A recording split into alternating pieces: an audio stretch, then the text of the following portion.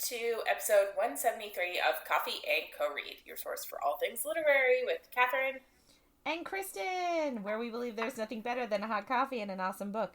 Join us for our virtual book club where we take one book a 2-month and dive into all the drama, adventure, and romance we can find.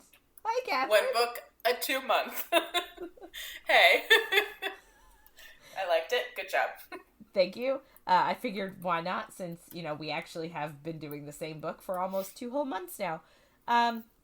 So today, we thought we'd discuss something relevant to this series, and all series really.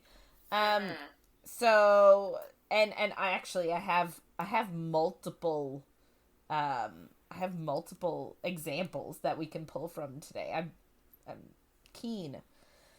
So we were just talking about the idea of when you start a series and it's a very a popular series or something that a lot of people talk about, especially with this series, it's quite controversial in that if you're reading a series and you're not into it from the beginning, or you start one book in the series and you're not feeling it, it's not doing it for you, do you power through?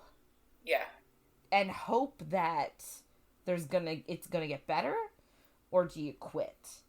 Yeah. Because this series especially has a huge, I'm not gonna call it an issue, but sort of the second book is the most challenging, but like a lot of people struggle with maybe book 1 and 2 because they were written so long ago. She was a child when she wrote them. They are quite YA. They are completely different from what you would expect the series to end up with. Like, never in your wildest dreams when you read about, like, like the Hunger Games for assassins, do you think that you're going to end up in a war for global domination? Like, at all. Yeah. So, like, should you power through to get to this war for global domination? Or do you say, not worth my time? Well, and the other thing, too, is, like, it depends where you read Assassin's Blade, because, like, a lot of people struggle with that one, too. Which we can't get into, because I will die. This is the hill that I will die on. No, we're not getting in when to read it. But you can say you want people to read it.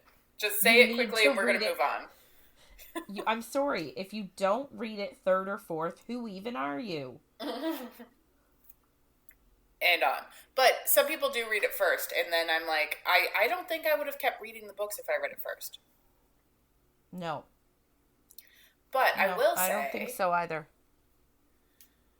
Like, Throne of Glass, we've said it once and we've said it 1,000 times.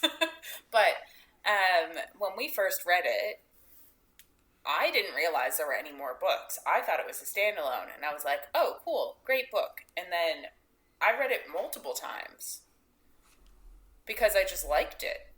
So people who don't like it, I'm like, oh, I don't know. I just don't get. And obviously people have different feelings and what they're looking for in books and blah, blah, blah, blah. And, like, I know if you read Crescent City or ACOTAR first, you're expecting some spicy spice. And obviously, Throne of Glass isn't giving you the spicy spice. Last week we got, and he did. So, I get it. It's completely different, but it is more fantasy-forward book. Mm-hmm. But I absolutely loved it from the start. So for this series specifically, like, I didn't have this issue at all. Like we said, the second book, if you asked us to write a book report, it'd be 2 lines. Like, there's not much to it. Nehemia dies. She has sex with Chaol. In a closet. Period. Done. He sends her away and thinks that he's a big ol' hero. Yeah. Wants to put babies in her and bury her when she's 18. Yeah. It's fine. Everything's fine. Everything's fine. Yeah, but like, you know, that is one of the things that people struggle with. Is it is very, it starts off YA. It doesn't, yeah, it does phase into NA, but not like, definitely not to the extreme that some other books are. Like, and I don't even know, like, yes, there is some sex and there is, like, obviously violence and wars and stuff. Yeah. But it's not, like, I recently listened to the Hunger Games books again, and they're graphic as fuck. And, like, that is YA. I'm like, this is, like, you read or listen to the books, and you're like, the movies didn't make it as hard as the books did. The books are fucking hardcore. But I know it's such a weird phenomenon, and this is completely off topic, but it's so weird how much, like, violence and death and horror of that kind is okay, but love and sex and romance is, like, villainized, and that's the real bad thing. It's like, if you have that stuff, you're NA because gross. But death, completely fine. Like, it's just, it's so stupid. Yeah. What? Killing 12-year-olds? That's fine. It's totally okay. Yeah. Whipping 15, 16-year-olds? Yeah. Like, yeah, it's all okay. It can be gratuitous, it can be bloody, and it's totally fine. However, P and Vigie, oh no. Yeah. When people love each other, when they have a healthy relationship and love each other and they have sex, and they're, like, old enough. Yeah. Completely immoral. But sending kids to kill each other, A-okay. And it's not even just that. There's, like, the whole difference of, like, the first book at the end of the Hunger Games. Skip ahead if you don't want spoilers for the Hunger Games that came out a million years ago. But the mutts having the eyes of the tributes. Mm-hmm. And that doesn't happen in the movie because I think that would be, like, fucking traumatizing to see. Yeah. Yeah. But, like, it can happen in a book and it's YA. Yeah. Wild. Sorry, this was a detour. As all of our best episodes are. Yeah. So my thing is, so I said I had other examples, and I do. So, like, I came across a discussion the other day on Touch of Darkness by, I think her name is Scarlett Sinclair? Yes, yeah. Yeah. Anyway, so we did A Touch of Darkness on this podcast. We also did the next one, I think, A Touch of Ruin. Yeah, that's definitely I don't think we did A Touch of Malice. No, I don't think so. Anyway, so I read the first book and I liked it. And the story sort of got me hooked, which made me read the second and the third one. However, the writing was really bad. And remember this, it was the story of, like, remember, like, we got really mad about her internship. Well, and also she bakes. Is that the one where she, like, her hobby is baking, and then she bakes once? And she does it once, yeah. Anyway, so I came across a conversation and people saying, like, you know, I got into this, read the first book, wasn't crazy about it, and people saying, well, you have to read it from Hades' point of view, too, because she came out afterwards with Hades' point of view, and you're supposed to read them one after another, so, like, read whatever back and forth, right? A Touch of Darkness, and then A Game of Fate. A Touch of Ruin, and then A Game of Retribution, and then whatever the rest of them are. Touch of Malice, and then whatever the last one is. And I just remember thinking to myself, I personally, after reading them, like, I did read them, and I wouldn't want, like, I don't know, I'm saying it now in terms of this series, but if for some reason I'm not thinking about it about Kingdom of It, like, Throne of Glass series, like, I don't love the idea of having to force yourself through, like, her, like, those 3 books, like, for the Game of Fate, Game of Retribution stuff, for those to be good. You know what I mean? Like, if half the books are not well written, why would you want to put yourself through that for the other 3 that are well written? But are they well written? I don't know. Everyone said, like, when on the chat that I was looking at. Yep, but I don't think that they're talking about how the writing is. I think they're just liking the book from his point of view. Could be. But a lot of people had the same comments that, like, Persephone, the character in that book series, was whiny and, like, just did the exact same thing over and over again. Like, wanted to solve her own problem and then got in deeper and had to go to him for help. And then he's telling her to communicate and she's saying okay. And then she goes and does the exact same thing all over again. Yeah. And so, like, she's just causing all these problems and she's a shitty character. So everyone's like, oh, you know, they're good from Hades' perspective because Persephone, the character, is no good. But, like, well, you could just read them all from his point of view. I guess. Anyway, I'm just like, it's just that sort of thing of, do you suffer through half the books, or do you suffer through even a book in the series to get to the rest? Because, like, we complain about Crown of Midnight. We do. However... And Tower of Dawn. And Tower of Dawn. However, when I... Yeah. But, in all fairness, when I pick them up to read them, yes, I complain about them, but they're still good. Yeah. Like, they're not gonna make me stop reading. Like, they're not bad enough for me to be like, ugh, no, I can't even do it. When we were doing our tandem read last summer of Tower of Dawn, there were times when I was taking my notes, and I'd be like, oh, I don't want to switch back. Yeah. I really want to know what's, like, you know, like... Yeah. We complain about them, but I still think they're good. Yeah. No. Just in comparison with the rest of the books, they're the least good. But, like, it's still good, and it's good writing. Yes, and we just hate one character. But it's the same as, like, it happens a lot with shows. People are like, oh, you need to get past the first few episodes, and then it gets good. And it's like, why am I putting the effort in to get past this? Yeah. If I don't like the first one. So, like, I don't really blame people for not getting into it if they don't like the first book. I loved the first book. Yeah, me too. So, it wasn't really an issue for me. But there are book series that, like, I read the first one and I was like, eh. There are books where I've read the second one and I've been like, eh. And then I read the third one and I'm like, eh. Well, we literally had this conversation a few months ago, maybe, about Gilded series. We both stopped at the same point. We did. In, like, book 4. I think we both made it to book 4, and then we were like, oh. So. Yeah, it just felt like, I was happy with the ending. I wish they'd sort of just stopped there instead of kept going. But people are raving about that series right now. Yeah.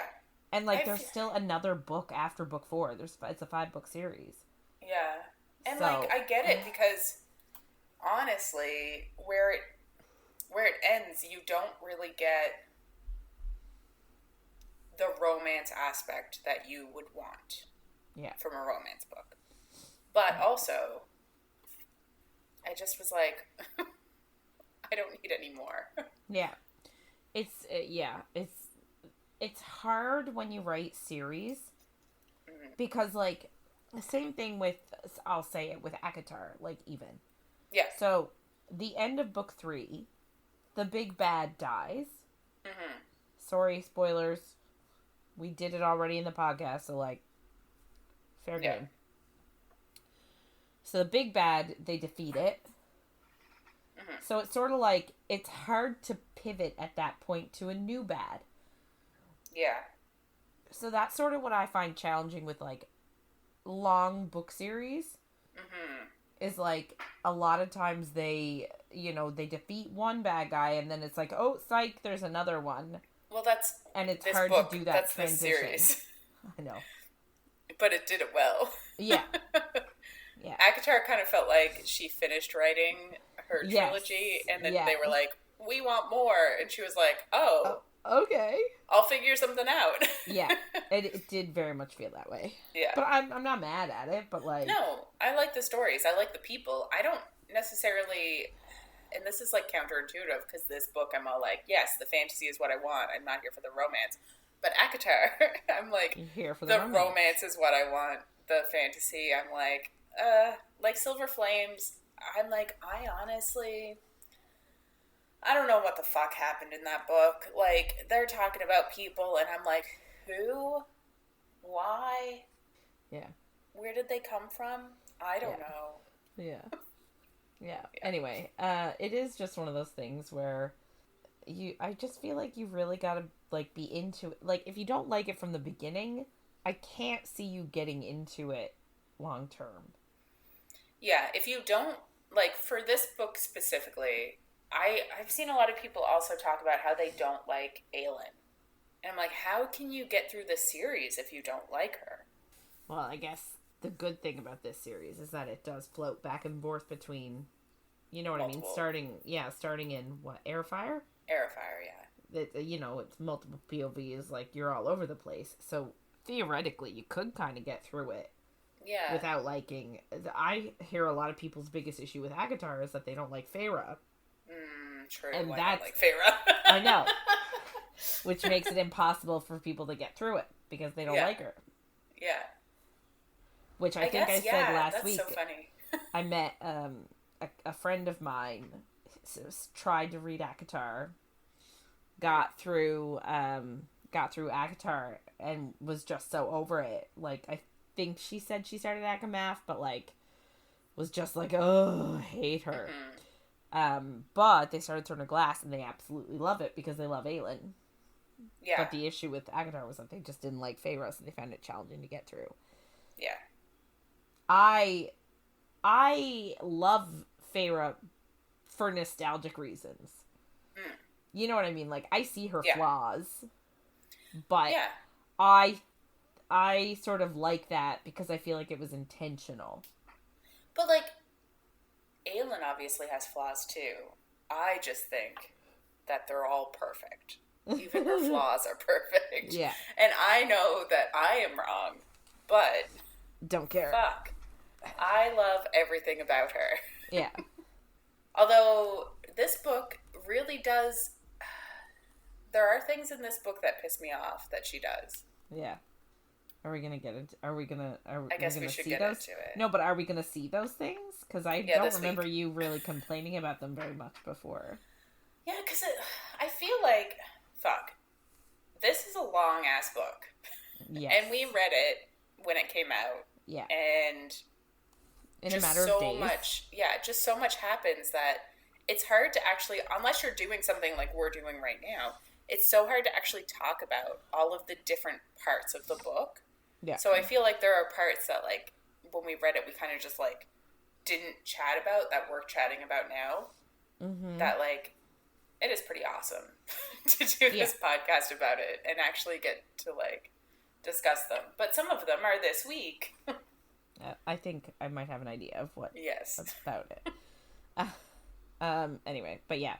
So, I guess we should turn this long-winded conversation towards what we're actually supposed to talk about this week. Yes. So, just a heads up. This is not a spoiler-free zone, obviously, Surprise! from our conversation. We should have said that before we started spoiling ACOTAR, Hunger Games, A Touch of Darkness, But we didn't. And things might get saucy, but they won't, because it's still YA. Yeah. Although maybe they do, I don't know. No, I don't think they do. Anyway, so this week we are on week 8 of Kingdom of Ash by Sarah J. Maas. And we are reading chapters 91 to 108. Holy shit. So last week, a bunch of things happened, I guess. Imagine. So I can't remember everything, but Aedion and Lysandra are at Orinth, and they're being attacked by a whole bunch of Morath soldiers. And they are going to die because they don't have enough soldiers to beat them. When Manon, the 13, and they bring a host of Karakan witches to help. They aren't even enough, and they start to lose. And then Petra Blueblood brings a whole bunch of her Iron Teeth witches to fight on their side too, which is amazing. Iskra hurts Abraxas, and we're all very sad. And then, even sadder, the 13 sacrifice themselves to destroy a witch tower so that no one else gets blown to smithereens. So all the 12 die. Yeah. Which breaks the curse of the wastes for the witches, so they'll be able to return home after the war, which is exciting for them, but I don't think they know that yet. No, I don't think so.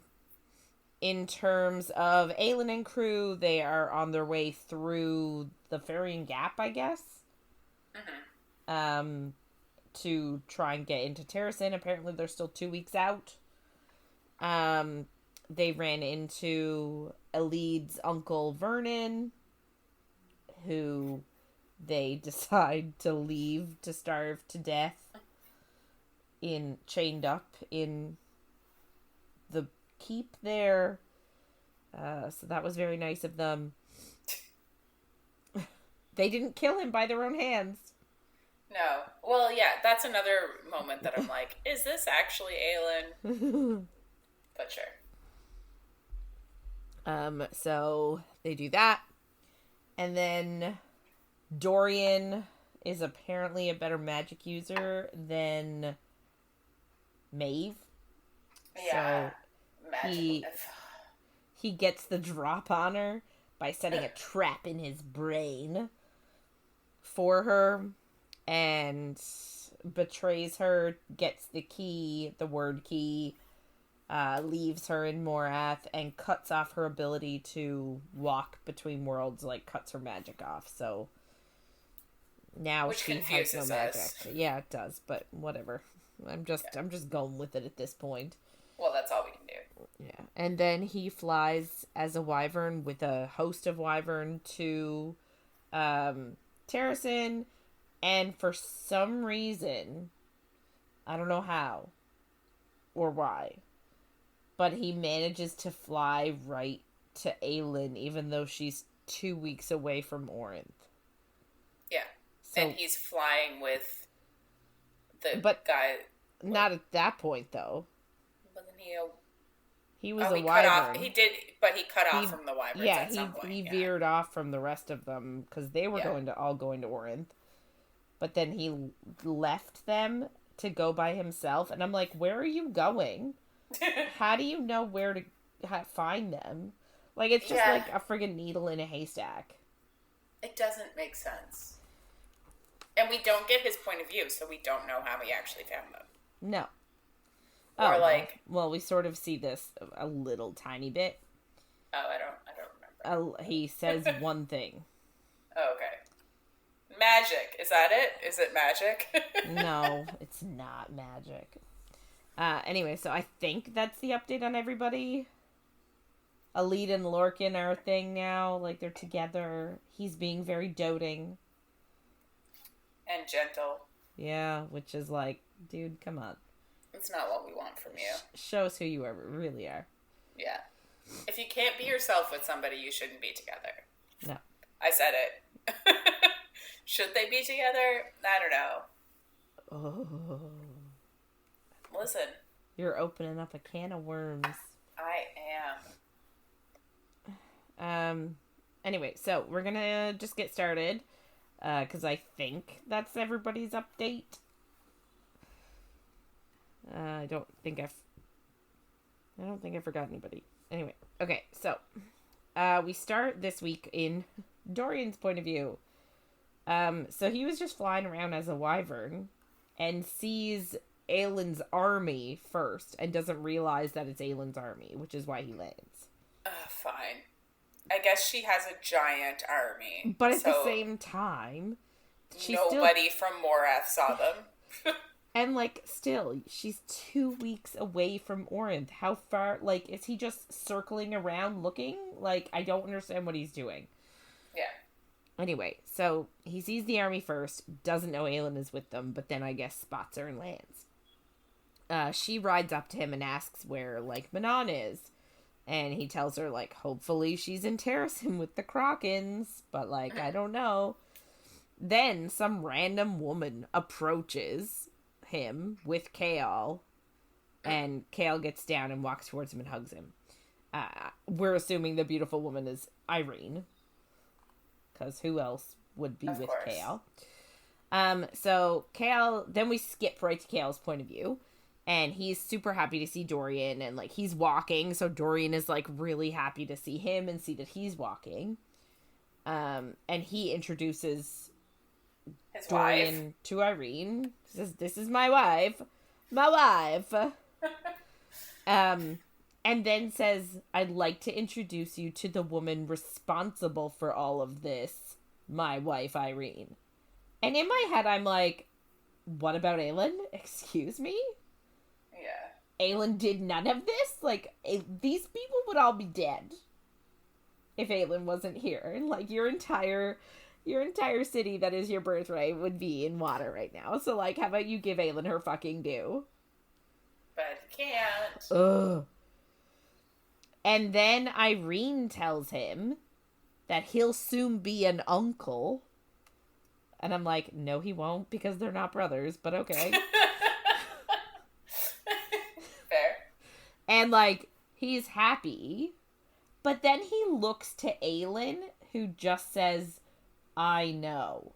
And I'm sort of like, I don't understand. Are they sort of like, is he looking at her being like, is he fucking serious? He's married and has a girl pregnant already? Like, is that the I know? Like, I don't think it is. Why is he looking at her? Like, why, what knowledge is Aelin and Dorian passing between them?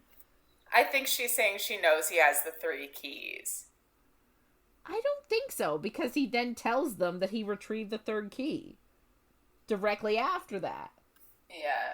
I thought that's what it was, but I can understand the confusion. It definitely feels related to, like, the pregnancy. Well, yeah. You literally said it in our preamble that he wanted to pump babies into Aelin, so this is his kink.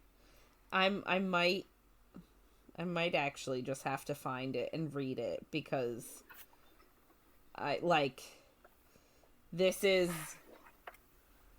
it's a bit extreme.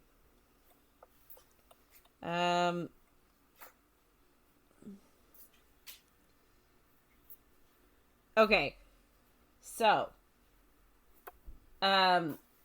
Irene's smile turned softer, deeper, Sorry. and she laid a hand on her abdomen.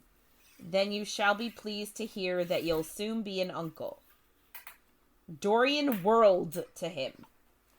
Chaol nodded, unable to find the words to convey what flooded his heart. But Dorian's smile dimmed as he faced where Aelin now leaned against a tree, Rowan and Alid beside her. "I know," Aelin said. And Chaol knew she didn't mean about the pregnancy. I thought we were in Dorian's point of view. No, we're in Chaol's now. Oh, sorry. Okay. I just, yeah. Like, Dorian's smile dimmed as he faced where Aelin now leaned against a tree after finding out that Irene is pregnant. Like, what? Why? What? Yeah. I don't get it. I am not sure. Anyway, it's fine. We'll just move on. If anyone understands it, please tell me, because I'm so confused. But it's fine.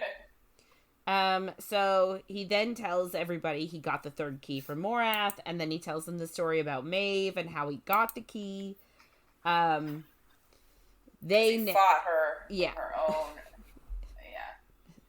Which is just like, it's kind of reductive of what Aelin went through to be like, Dorian with his raw magic beat Maeve when Aelin went through so much torture by her.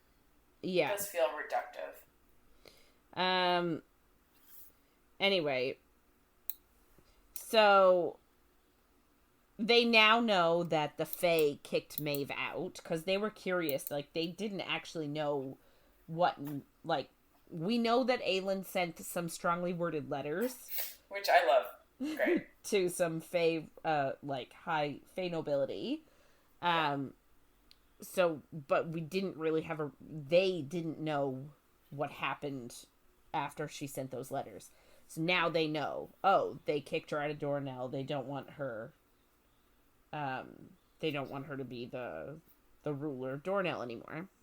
Yeah. But they're like, shit, her aligning with Morath with her handmaidens is like a disaster. They already have to deal with the wyverns and the witches and the Ilkin and like all these terrible beasts and like the Valg princes and all this stuff that like now they got to deal with the Karen Quee, or it's just a nightmare. Yeah. So, okay, we have a timeline update. Dorian left Morath 3 days ago, and his Iron Teeth host was ahead of him. Around 1,000 in the host. So like he flew with a host of Iron Teeth witches, all carrying Valg soldiers. So that was 3 days ago. So presumably the Iron Teeth, I don't know actually. Never mind. Forget I said it. Because the Iron Teeth, the wyverns that showed up that we've already read about had witches on them, not Valg. Yeah. So, I guess these are showing up later? I don't know. Yeah. And so that confused all of them as well, because they thought the Iron Teeth were already at Orinth, because the Farian Gap was empty. Yeah. So they're kind of like, well, shit, everything is being thrown at Orinth right now. Is there going to be anything left when we get there? Fair. So, because based on what we're getting from Orinth, the answer is no. So Aelin then decides to give everybody two options. She says they could either continue north, get to Terrasen, put up a fight, use Aelin's power that she has right now to help fight. Yeah. Or they tackle destroying the gates instead. Mm-hmm. And that would, like, she tells them all, she's like, I'm not gonna have any power anymore. Like, if I do survive this, my power will be gone. I won't, there will be nothing left for me to use. So, like, do we wait and destroy the gates after we fight? And, like, she suggests a vote, because, like, I guess she's trying to be democratic. Stupid. I hate it. This is what I hate. Yeah, which I thought. Well, I suggest a vote if you're not going to follow through on it. She does follow through on it. Kind of. I just, like... And it is one of her... I guess I can't fault her for it, because it's one of her character things. But, like, if you're going to make people vote, and then you just don't do what you said, they have a right to be pissed. Yeah. But if you don't ask them to vote, and you just do whatever the fuck you want, then you're fine. That's true, yeah. Ask for forgiveness. Yeah, don't ask for permission. I don't love it. Yeah. Anyway, so Dorian, like, thinks, like, he should have a say, because he's like, I could also sacrifice myself for this. You're not the only one capable of sacrificing yourself. So, like, she's like, either I do it now or I do it later. And he's like, hold on, maybe I could do it. But anyway, she doesn't hate this. She doesn't want to entertain that. Like, why? So then we go to Rowan's point of view, and he is just straight up thinks the vote is stupid. He thinks it's absurd. And, like, everybody is arguing as to what to do. Caution thinks that because they're marching on 100,000 Valg soldiers, Aelin's power could come in handy, so yeah, she should stay with them. But Hussar thinks that maybe by destroying the keys, if they bring down Erewhon, his entire army could drop. Yeah. But, like, they're not sure. But, like, should they take the chance to do it? Nezrin asks if they could wield the keys, but they don't want to do that either. Yeah, it's like using the One Ring. Chaol just pipes up that Dorian shouldn't be the sacrifice, and that pisses Fenris off, because he's like, what, you think that your king is more valuable than my queen? Like, yeah, get the fuck out of here. 100%. Yeah. Irene is worried that if Silba, because the whole point of her opening up the gates is to let the gods go back home. Mm-hmm. So Irene is worried, oh, my healing magic might go if Silba's gone. Mm-hmm. And Hussar's like, well, what about our gods? Will they be banished too then? Or is it just your gods? So, like, everyone is thinking about the wrong things. I'm sorry. Yeah. It's like, this person is about to sacrifice their life. How about we have a little, like, courtesy? Yeah. Nope. So, Aelin just tells everyone that, like, hoping for help from gods is useless. True. And she also says they're not debating who's going to pay the cost. So, like, initially, I guess her and Rowan discussed, like, maybe Dorian would sacrifice. So, like, maybe, like, she secretly wanted him to. And, you know, and now all of a sudden she's saying, no, we're not having this discussion. I'm going to be the one to do it. And Rowan is pissed that she won't entertain that conversation.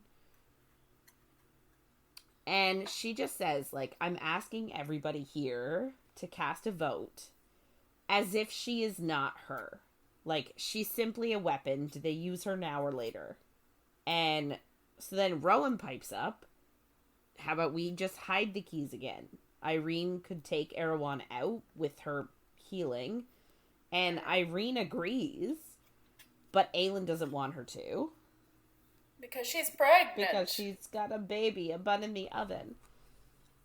Which was stupid. It is stupid. Why did you decide to get pregnant now? I know. There's such thing as the pull-out method, people. But it's not 100%, so, like, Lily, don't use this as advice.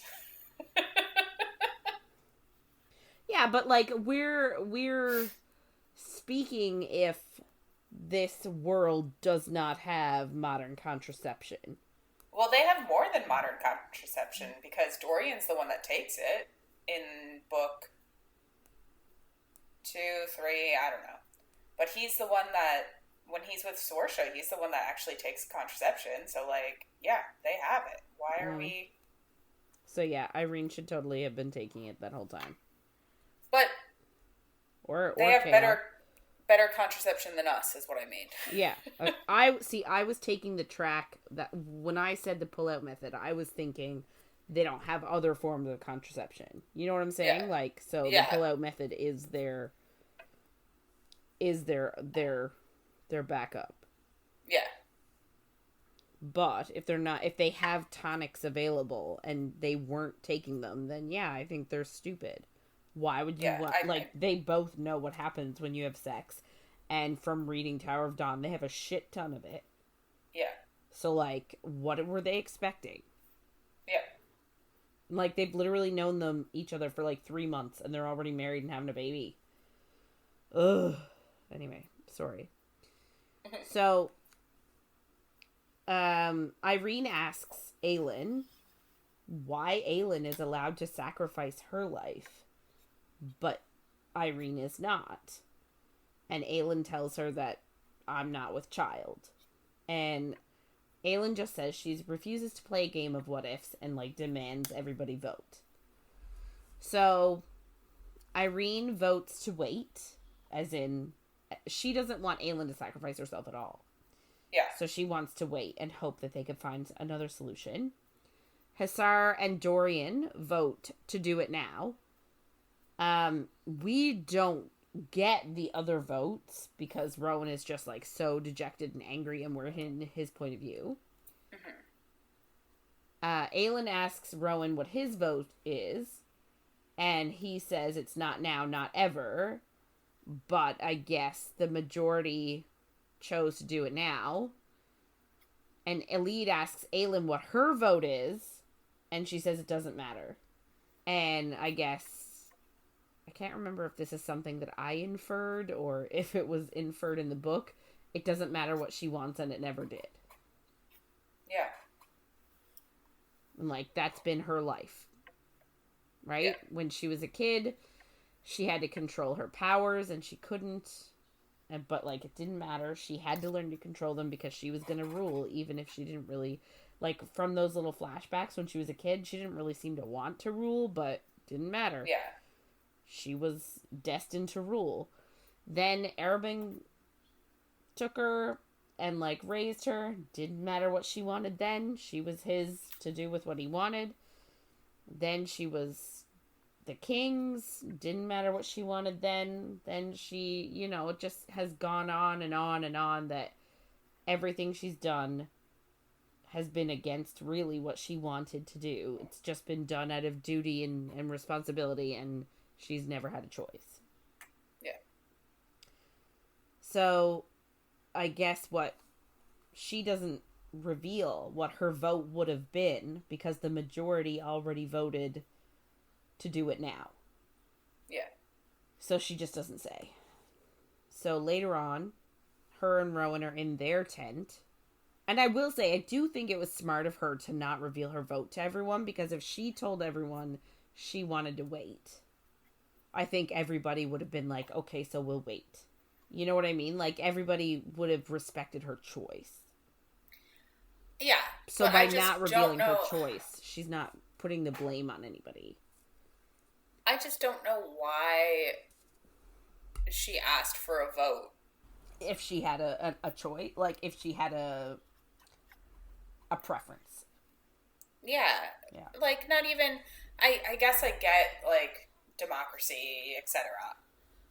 But also, not with, I don't know, not with other rulers when it has nothing to do with them. Like, I guess not nothing to do with them, but, like, they're not the ones sacrificing themselves, so I don't really get it. I don't know. I'm just like, the way, what she ends up doing, if you're going to ask people to vote, you can't just change the outcome. It just doesn't make sense to me. Yeah. So later on, her and Rowan are like in their tent, and he tells her that he doesn't accept this. But she's like, it doesn't matter because I do. And, like, he is just furious. And he's asking her, why is she so blindly accepting this instead of fighting? When, like, she has never accepted anything in her life before now. Like, she's fought tooth and nail. And she just responds that she doesn't want the burden anymore. And gave the vote, like, she forced the vote to take away her choice. And Rowan's just like, oh, so that means you would have voted to go to Terrasen. And she admits she would have, but she didn't want her opinion to sway anybody, which is why she kept quiet. Yeah. And she just tells him that, like, this is her fate, and that she is taking Elena with her, which causes her a ton of guilt anyway. And Rowan's like, I couldn't care less about Elena. She's the one who's making you do this, essentially. Yeah, where's her guilt over fucking you guys, fucking the world over? Yeah. Because Erewhon's here. But Aelin knows, like, that she got to 20 years because of Elena. And he asks, like, why she won't let Dorian do it. Like, why won't you let him sacrifice? And she just says, like, he's her friend, and she couldn't live with herself if he did it. And Rowan just tells her that she's not going to be doing it alone. He's going to do it with her. But she just says it's her bloodline that has to pay the price, not his. And he just begs her to let him find another way. And she's just tired and just wants it to be done. That she, like, held on while Maeve and Karen did their work on her just so she could do this. So, like, it sort of is coming back to, like, she's acting like she's okay, but she's really not. Like, she's sort of holding on for this moment. Yeah. She's still got a lot of trauma. Yeah. And she admits that since she was rescued, she secretly hoped that Dorian wouldn't find them and would make the sacrifice himself. Mm-hmm. And that caused her to feel, like, hope and relief, but, like, also like a horrible person for thinking that. And then the gods brought him right to her, so, like, she feels like it's a sign. Like, the gods knew what she was thinking, and they want it to be her, not him. Yeah, but since when does she care what the gods think? I don't know. Rowan then asks, like, well, what if the gods brought the two of you together so that you could work together to forge the lock and do it together? And instead instead of one of you giving all of it, both of you give half. And she's like, I don't know if that'll work. And, like, I don't want to ask Dorian. But Rowan just says, like, this is not your burden to bear. Like, you know? Yeah. And then she tells him she wanted the 1,000 years with him and children and an afterlife with him. And then he just tells her to fight for it then. So she agrees. They go right to Dorian's tent and ask him to do it with them. And he says yes. And they want to do it tonight without goodbyes. But she asks, like, should they get Chaol just in case? And Dorian says yes. So they're actually camping, like, close to Andovier at this point. Mm-hmm. So they go there into the salt mines to perform the ceremony or whatever, the magic. And she's just realizing, like, she's thinking she never really escaped. And it's just so, like, shit, man. It is, yeah. So she traces a word mark in the sand, and Dorian shares some last words with Chaol, and her and Rowan have a little chat. And he just tells her that even though he can't go with her, he is with her, and he loves her, and wants her to come back to him. Yeah. So, they step onto the word marks that she carved in the sand, her and Dorian. And Dorian gives her the Amulet of Orinth to open. And she sees, like, nameless is my price is engraved on it. And it's sort of like a warning of her sacrifice. Mm-hmm. She she opens the amulet, takes out the word key, and they gather the three of them together. She cuts Dorian's palm, and then she cuts her own palm, and then she slices her forearm and shoves the shards in her arm. And she repeats in her head that her name is Aelin Ashriver Galathinius, and she will not be afraid. So her and Dorian hold hands, and she puts the shards in her arm. And it's just sad. It is. And, like, I don't really have anything else to say about it, except for it's just heartbreaking to read, because, like, she is so dejected about the whole thing. Yeah.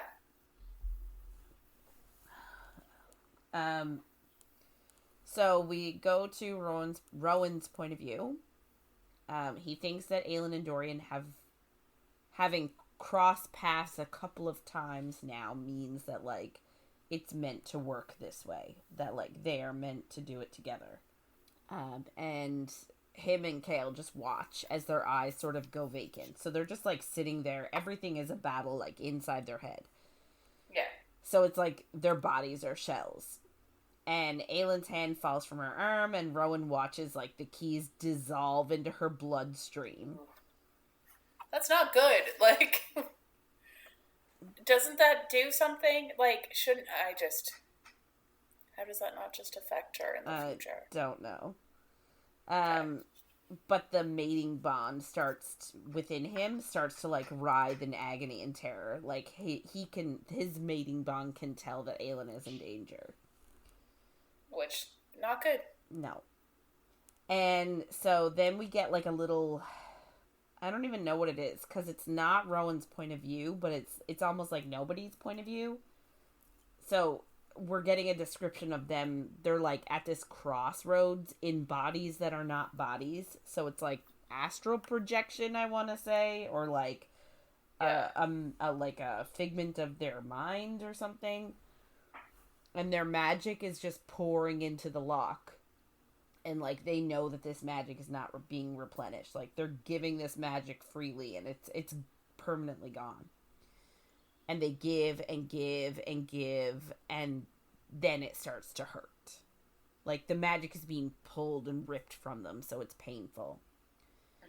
So then we go to Aelin's point of view, and she's describing the agony of giving up her power, and how, like, she survived Doranel to do this, but, like, she feels like she cannot bear this loss and this pain. And, like, it feels endless, and, like, she didn't think she would ever leave this place.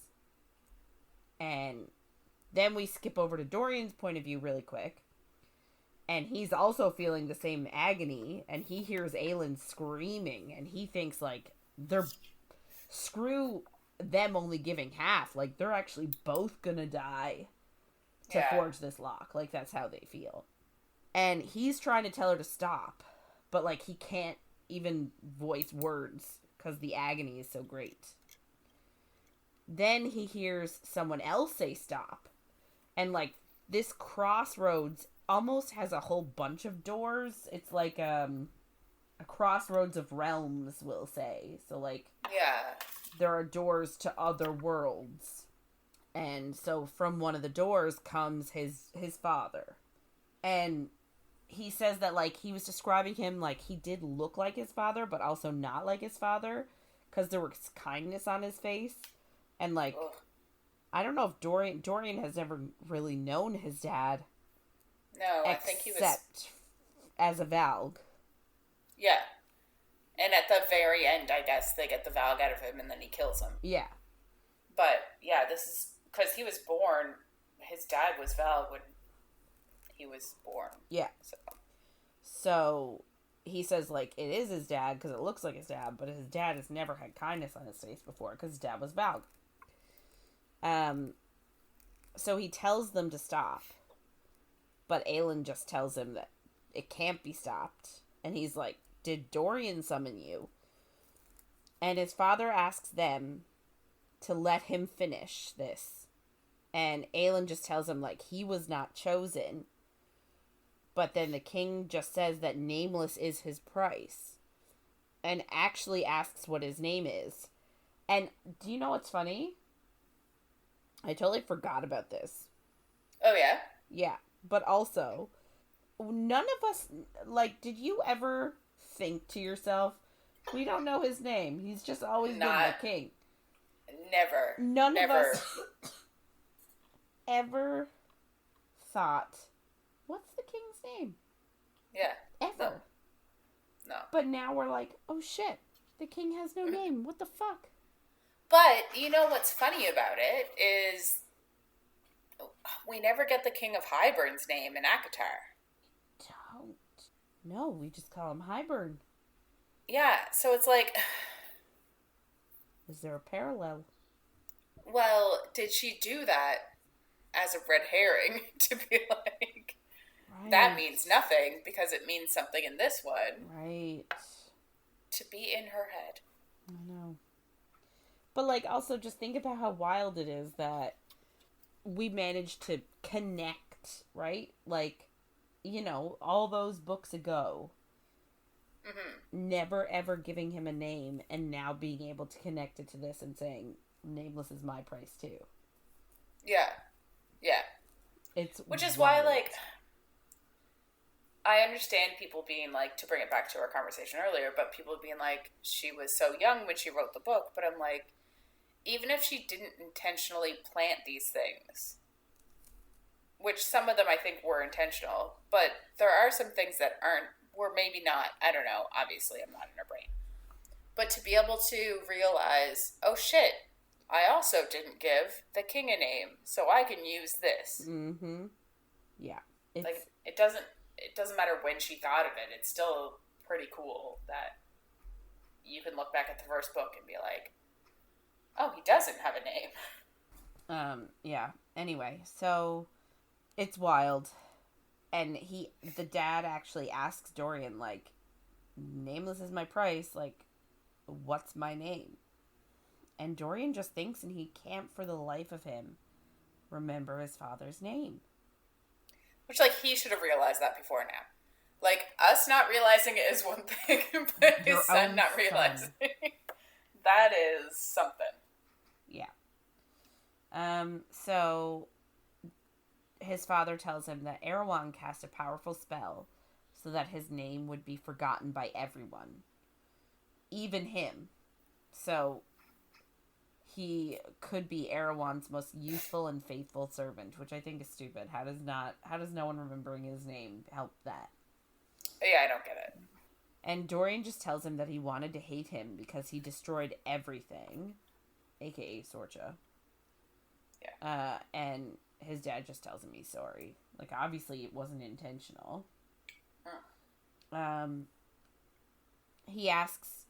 He just asks to help. And Aelin tells him, like, one, he's dead. Which is a problem.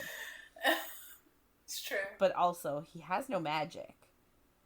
But the dad says that he does have enough for this. And Aelin just starts getting cryptic and tells him that she planned to before it got to the end. And then the dad replies that she's not going to be alone now. And Aelin turns to Dorian and tells him that one of them has to rule. And before he knows it, she lets go of his hand and pushes him back to the gate towards Aurelia and takes his father's hand instead. So she kicks him out. Great. So we go back to Rowan's point of view, and they're sitting and waiting when Dorian wakes up. And he's shouting, no, no, and trying to reform the connection. And Rowan knows immediately what Aelin has done. And Dorian... I love that he knows her so well. Yeah. I do love that. But, like, come on. We all knew she was gonna... I know. But I love Rowan. Yeah. So, obviously Dorian tells them what happened, and Rowan knows now that she lied to him, and sort of went along with letting Dorian help, knowing that she would kick him out at the last minute and sacrifice herself. And now he just has to sit and watch her die, and he hates it. Fair. So now we go back to Aelin's point of view. So we're back in the crossroads, and she's holding hands with the dad, and his power is nothing in comparison to Dorian's, but it was just enough. So this was her price, she thinks, for 10 years away from Terrasen denying her birthright. So she's punishing herself for being abducted as a child and forced into a guild. Yeah, for, like, she died in the river. Mm-hmm. And she's like, yes, I was brought back for this. Who cares about my life? Mm-hmm. Can't change anything. Good. Anyway. So, she always planned to finish this alone. But she just needed Rowan to not fight with her. And she couldn't have gone through with it if he had been begging her to find another way. She would have conceded. So the lock was almost forged, and she felt a vital piece of her magic rip out of her. And Dorian's dad looks at her and tells her he has a message from her parents, that they are very proud of her and they love her very much. And the debt has been paid enough, Fireheart. And then he flows into the lock, and he is gone. So he sacrificed himself to help. Yeah. So she screams... and gives more and more of herself, and at last the lock is forged once more, and her magic is gone. But she is not. Yet. So, like, she's just had all of her magic ripped out, and she can barely move, and she can barely think, and then 12 figures show up through the portal behind her. And I just hate this bit so much. So one of the figures tells her that it's done and to summon their world and send them back. And she could feel that she had one last kernel of magic. It was the one droplet of water that she got from her mother's side. And that's how she would send them back. And then she would be gone. And Elena is there, I guess, sort of being held captive by the gods. And the gods are demanding her to do it. And Deanna is there being a great big bitch. Huge bitch. And Mala is there. And Mala can't look at Aelin or Elena. And Aelin, the idiot, asks to bargain. And they're like, you don't really have, like, what do you have to bargain with? Nothing. Yeah. And she just said, you promised to take Erewhon with you when you left. But she's asking instead, she's like, leave Erewhon, we'll deal with him. But also leave Elena to her afterworld. Like, the debt has been paid. Stupid. It is stupid. I don't understand. Like, yeah, I don't understand why Aelin feels like she should save Elena when Elena's the one who put her in this situation. I would be like, okay, bye, bitch. Like... Yeah. And, like, you can be sad about it, but also, it pisses me off because, like, they're immediately like, fuck you. But I don't think they ever planned to take Erewhon in any, like, I don't think they were ever going to hold up that end of the bargain. Yeah.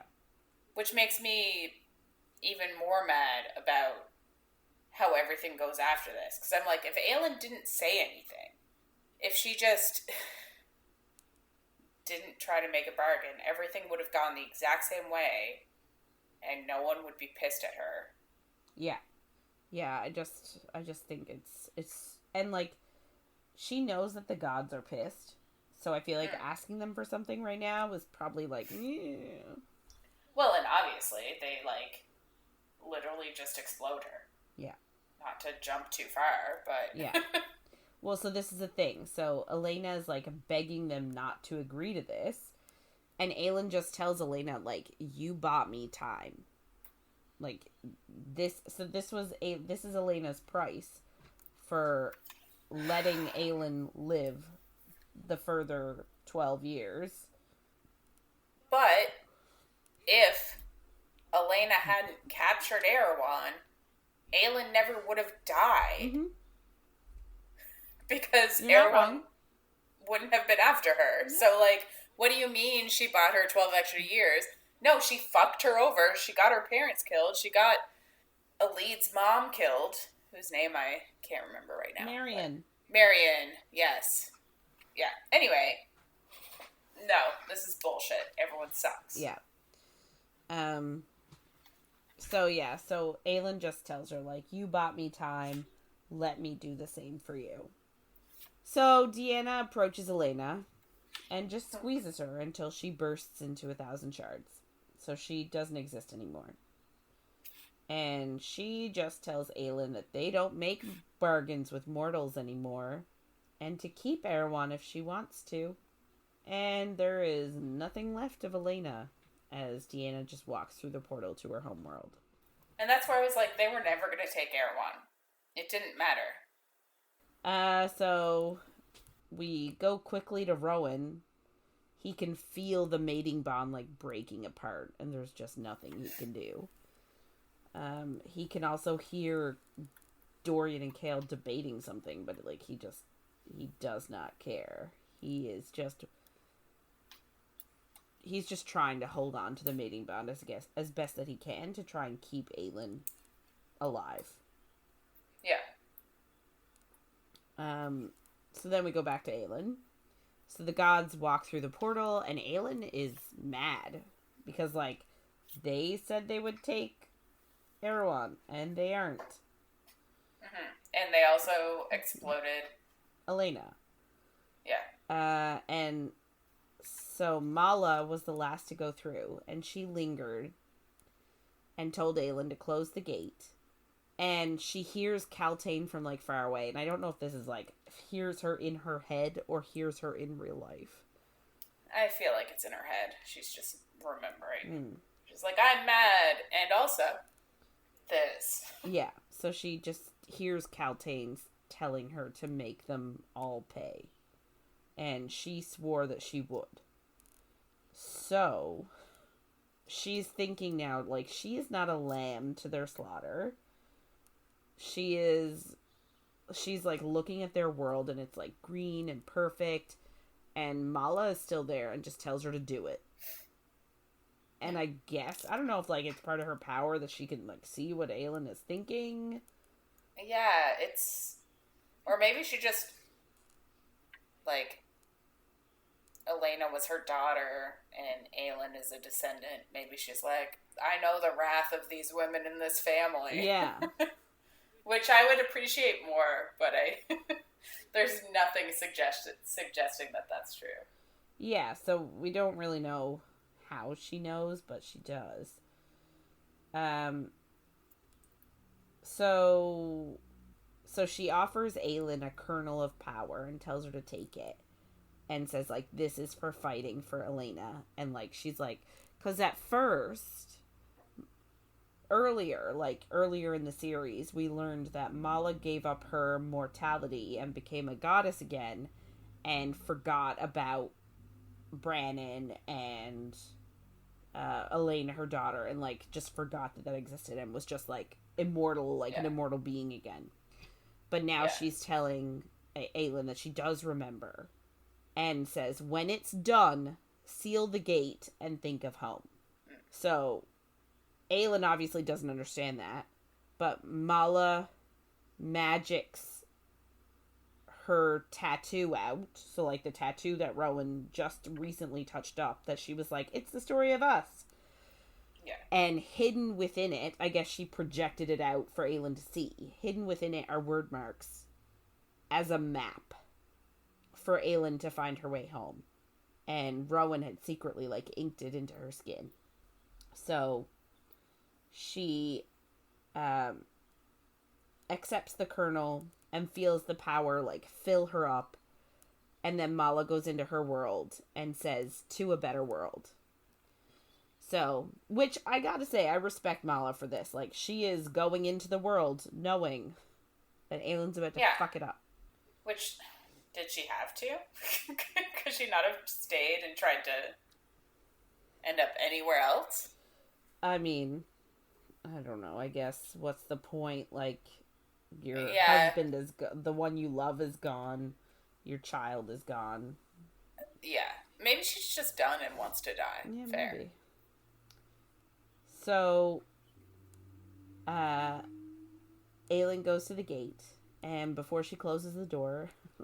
their door. She opens a portal to a hell dimension and shuts the gods inside. I love it. I think it was actually that first hell dimension. Remember the one that they found in Crown of Midnight?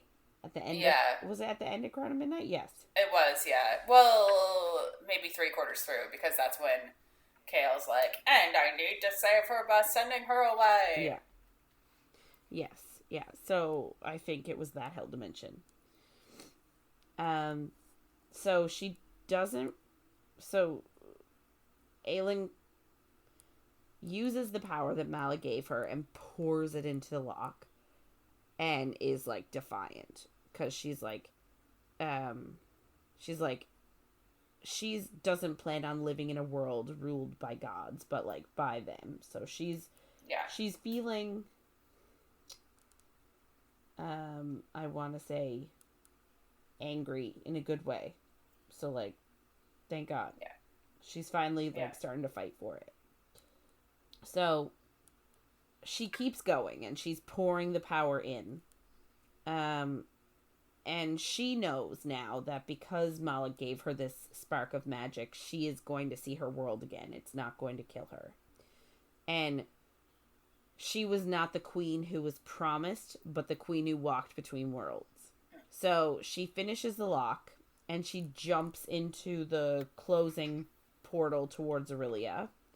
But, like, for some reason, even I don't really understand why that she is falling through worlds when Dorian landed right back in Aurelia. I don't really get it. Because Easter eggs for more books. Well, so we're going to get through those Easter eggs. So she is falling through worlds as the gate was closed, and like she's streaking past worlds like a shooting star and almost falling through them, and she realizes she has to stop at the right one in order to get back into Aurelia. And can you imagine if she stopped at the wrong world and was just stuck in this other dimension forever? Yeah. So I'm just thinking of her in any of the other two series, and it would be fun as hell. It would be, yes. Absolutely. So, she feels like a tether. So she's like, the map on her skin is like leading her in the right direction. But she's going too fast to stop correctly. So she passes through Crescent City. It doesn't say Crescent City, but it's a city built along the curve of a river. The building's tall and covered in lights. So we're like, oh. And she mentions that, like, she could see Fae there. So, like, we're like, oh, it's Crescent City. Yeah. Then she passes through a world of rain and green and wind. Interesting. Potentially. Is that the new book? Future book, maybe. Then she's trying to slow down, but obviously what is she going to do to slow down? She flap her wings like she doesn't have any. She passes through a world of oceans with no land. So again, like, what's that about? And she can feel how close her home world is, and she's worried that she's going to pass it.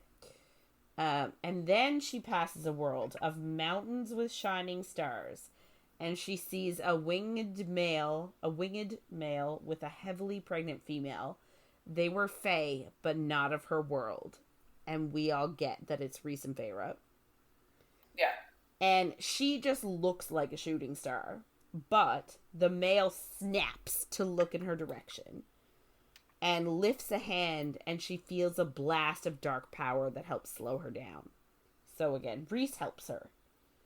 Yeah, so and we get, spoiler for Silver Flames bonus chapters, we get this from their point of view. Yes. Which was hella disappointing, I'm not gonna lie. I hated it. Did you? Yeah, because if you haven't read it, skip ahead. Or pause for a second, go read the bonus chapter and come back. But he's like, oh, it's a bad omen. Because it's a red star shot across the sky. And he's like, it was a bad omen, holy shit. And I'm like, wait, what? Yeah. You fucking saved her in this book. And it seemed like it was on purpose. It seemed like... And it seemed good-natured, too, because she said he like, nodded at her. The blast of magic wasn't meant to harm. It was meant to help. Yeah. Yeah. It just seemed out of left field. But seems like Rhys was sort of out of left field in Silver Flames. Like, he wasn't himself. Yeah, and that just brings you back to, like, is he Valg? I sure hope not. But fuck knows. Yeah. Well, we'll see. So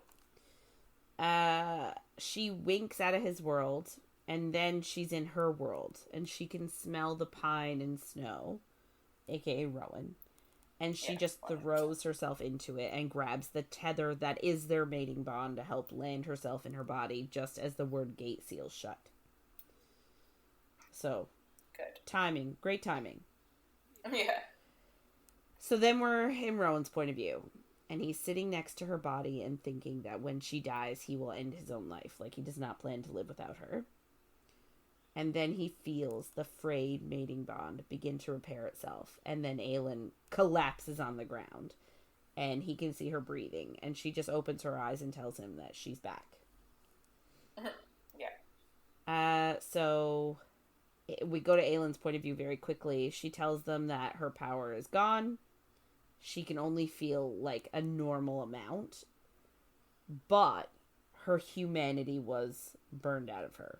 That was the cost. So now she's fully Fae. And I'm like, cost? Oh, Sin. You're fully immortal now? Rats. Yeah. So she still does have that droplet of water from her mother, but she does not have the immense Firebringer power that she once had. Yeah. Thus proving they should have fucking waited. Yes, and also, why can't women end books powerful? Yes, yet another example of her giving up her power to save the world. What book? We read a book recently that this happened. Yeah. I'm trying to remember what it was. Carrie Maniscalco? Right. Yes. You're a genius. Yeah. Kingdom of the Feared. Kingdom of the Wicked series. Yeah. Yep. You're true. Anyway. So it is frustrating. It wasn't as... This one's worse. Yeah. So we go now to Aedion's point of view. So it's a week after the 13 sacrificed themselves, / the 12. That managed to give them a day of rest. I guess Maas forces decided they needed a day to recoup. And just completely abandon the battlefield so that they can mourn, like, you know. Because they're just nice people, I guess. I really don't get it. I don't either. But, anyway, besides the point. So, they gave them a day of rest, but after that, Maas soldiers they've been just fighting every single day. The new routine, because Lysandra's completely forgiven him for him being a dick, because they're so close to death. She didn't want to regret anything.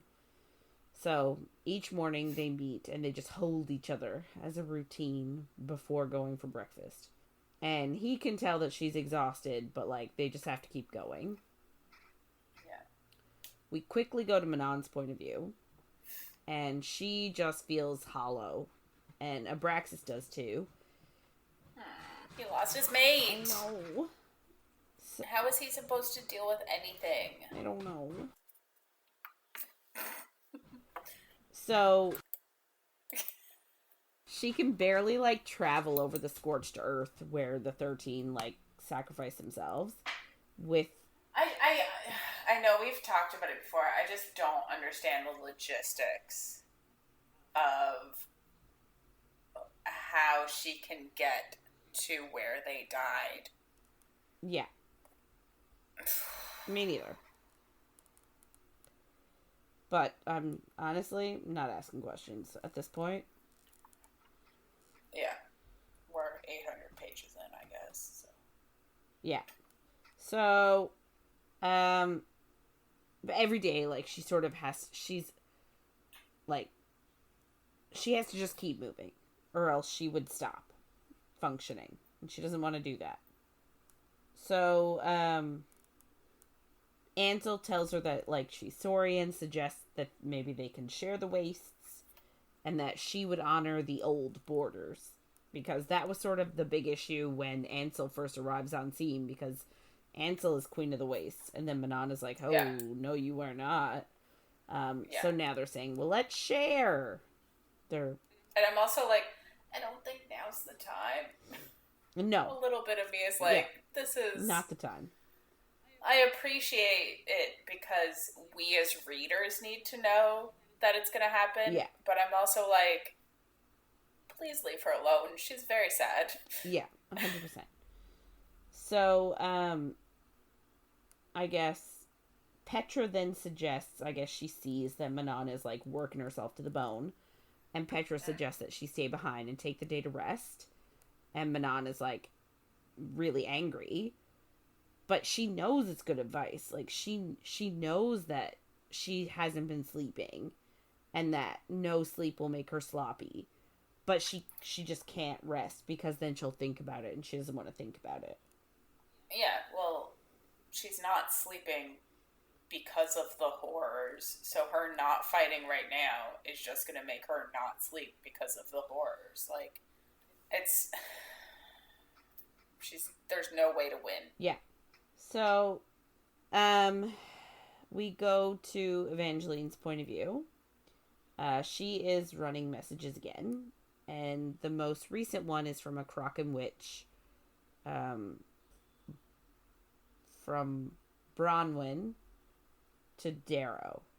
And Evangeline feels like pride that the witch recognized Evangeline and, like, trusted her to relay the message. So she brings it to Darrow that Morath is bringing a siege tower, which is different than a witch tower. So, like, not crazy, but not great. Yeah. Murtaugh volunteers to deal with the tower and to tell Aedion and Ren. And he walks away, and Darrow just calls him an old fool. So, like, that's nice of you, dude. Yeah. So we go over to Aelin's point of view now, and she just doesn't have a human form anymore, which is something, I guess. I guess it's a bit weird because when the book started, she was in her human form for like 10 years or something. Now she's just like, I don't have one. Yeah, she refused. Yeah, she refused to. But then we also thought it was weird because we were like, it is odd that she's a fae and her transformative form is human. Like, that's weird. Yeah. But now she just doesn't have one. Which is the same as, like, Lorcan doesn't have one, and... That's true. Like, Aedion doesn't change or anything, but he's, I guess, even less fae than she is. But now she's more fae than she was. Yes. Yeah, it's confusing. But yeah, so it's... But is she more, though? Is she more fae? Like, I don't know if she's more fae. She's not, but no one's ever going to mistake her for human anymore. No. At least she could look human, I guess. Yeah, that's true. It's interesting. What are the implications? We never find out. Nope. So, she thinks that she can still see each and every world she went through, and how much life thrived, and there was love and hate, and they were all scraping a claw to get, like, scraping and clawing a living out of it. And it's just like, I think this was just like, hey, here are some Easter eggs for books that I'm gonna write. Like, this is another... Yeah, my issue, though, is, like, it literally, this happened in the span of, like, 10 seconds. And she managed to see how life thrived. Like, how? Yeah. She was going so fast. How did she go slow enough to pick out those details? Yeah. It also makes me... And if you haven't read Akatar and Crescent City, maybe skip ahead a tiny bit. But it does make me worried that she's like, she recognizes them, remembers them really well. So it does make me worried that there might be a future crossover. But yeah, so it does make me worried that there could be a crossover of her ending up in one of the other worlds that she's seen, because she has them seared in her brain now. So it does seem like it's going to be like, she could go there. She already recognizes it. Yeah. So she could end up in a different world. But we'll see. She thinks, like, she can feel the cold, and it just kind of shows us that she doesn't have magic anymore. And Dorian asks what she's going to tell them, and she says the truth. And then she says that she's sorry about his father. You know, he's not even in the afterworld now. He's just completely gone. Fenris... Which is sad. It is sad, yeah. And, like, he doesn't know his name. Like, and he realized that his father was a completely different person than he'd ever met. Like, if he had actually met him without a Valg, he could have been so different. Yeah. I guess they, like, walk towards everyone, and Fenris smells her and, like, staggers, and there's horror on his face. And Alid just says, "You did it." and Lorcan snarls and says, "You're not human." Why is he snarling? I don't know. And why is Fenris like, ugh? Well, like, Fenris... she's alive. Yeah, he wanted her to tell him before she did it. We kind of get that a bit after. But she thinks to herself that she did it, but she also utterly failed because Erewhon is still here. And I'm like, but you bargained that you would keep him here. Like, you went into it knowing this was going to be your bargain. Mm-hmm. And maybe they didn't do what you wanted them to do. But Erewhon was always going to be here when you decided to do that. But to be fair, I don't think the bargain was... I don't think she planned it. I think it was very spur of the moment when she saw Elena and, like, saw how miserable she was. And, like, I feel like she probably saw panic on her face of knowing, like, this is the end for her. Like, I just feel like Aelin, like, made a split-second judgment call to be like, okay, leave Erewhon, but leave Elena, too. And then they were like, fuck no. And then she was like, well, shit, now I have both of them. I think that's even worse. Or not both of them, but now I have him and I don't have her. So, like, her bargain failed. But I think that's even worse. Like, her whole identity is how she plans and knows things, and she gets the upper hand and, like, all of this. And for her to just, like, not think through asking them to leave Erewhon. But honestly, I think that she did it, and then she assumed she'd be dead, so she wasn't worried about the consequences. Oh, but that's even worse. That doesn't seem like her at all, to, like, leave her friends and family and her loved ones with a problem. Yeah, but that's what she assumed was going to happen. So that's, like, it felt really odd to me that this all happened. And I was like... Yeah. It's kind of where I, like, started... Because, like, I don't love the ending of this book. Particularly the Erewhon part. And I feel like this is where it started getting, like, wait, what? It felt a little anticlimactic. And this decision, I feel like, just felt very much like, well, I need a reason to keep him around. So that the climax is more climaxy. Yeah, so that what she, I guess, envisioned happening happens. But I just, like, I don't know. This is kind of where I start being like, wait, what? I don't think she'd do that. Yeah. See, I can picture her making that bargain for Elena, because she's very much... She's like, at her core, she just wants to save everybody. Yeah. Even though she has no reason to save Elena, because Elena was a piece of shit to her the entire time. And, like, caused all the... Yeah. Well, not a piece of shit to her, but, like, caused all these problems for her.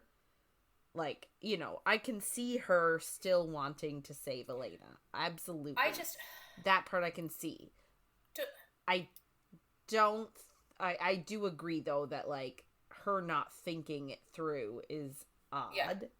And her leaving Erewhon for her family and friends, I find that odd. I don't think she would want to leave them with any sort of danger. Yeah. I do feel like she would have thought through her options beforehand, because I think she would have realized that she would want to save Elena.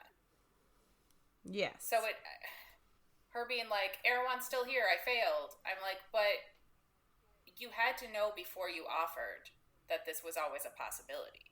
Even if they took the bargain, they wouldn't have been any further ahead. They would have just had a ghost going around being like, thank you. Like, it wouldn't have been helpful.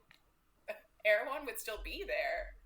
I don't know. I don't understand it other than, like, purely to make the finale more big. I wonder, actually, if this part of the book, like,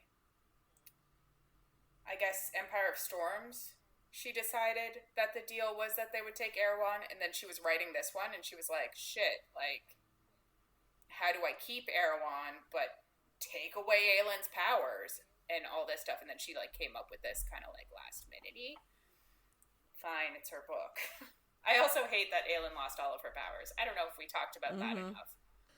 We mentioned it, but, like, again, it is very much a, why can't women keep their power? Yeah. Like, Rowan has a shit ton of power. His is still there. Dorian still has a shit ton of power. He doesn't have his a shit is still ton. There. He did lose some, but obviously not nearly the same extent. No, but he did lose, like, he can't do half the shit I don't think that he could do before. Because his power was too great as well. I do think this is, like, policing. So Chaol was right the whole time. Yeah. There's your title. Yeah. So, Aelid then says that they're gone, and Aelin nods, and Aelin thinks that she's a god killer, which I love. I do love that part. And Aelid asks Lorcan if he feels any different, because obviously both of them had, like, gods on their shoulders, like, pushing them. Yeah. So, and he just says no, which I just love. He's like, nah, I'm my own person. Nah. Not really.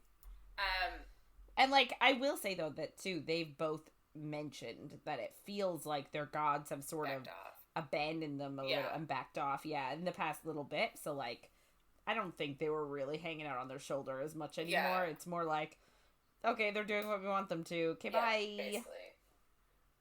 Gavriel does ask if they think that means that there's an empty hell realm now, that I guess that the gods are dead, and they're just like, no, we don't have time to talk about this. And it's the same as, like, when Dorian asked the old king, whose name I can't remember, Elena's husband, Gavin. If something about other realms and other gods, whatever. So, like, we are getting pieces of, like, there are other realms, there's other things, but a hell realm specifically does harken back to Crescent City. Again, skip ahead a tiny bit if you haven't read it. But the hell realm in Crescent City was Akatar. When Bryce tried to go to hell, she went to Akatar. Yeah, but there were still separate hell realms. Yeah. Because the princes...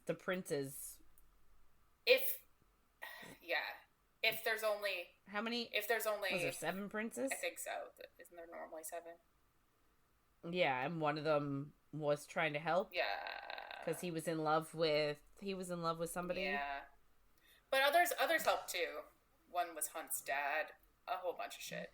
Right, yes. But those 7 realms are definitely hell realms.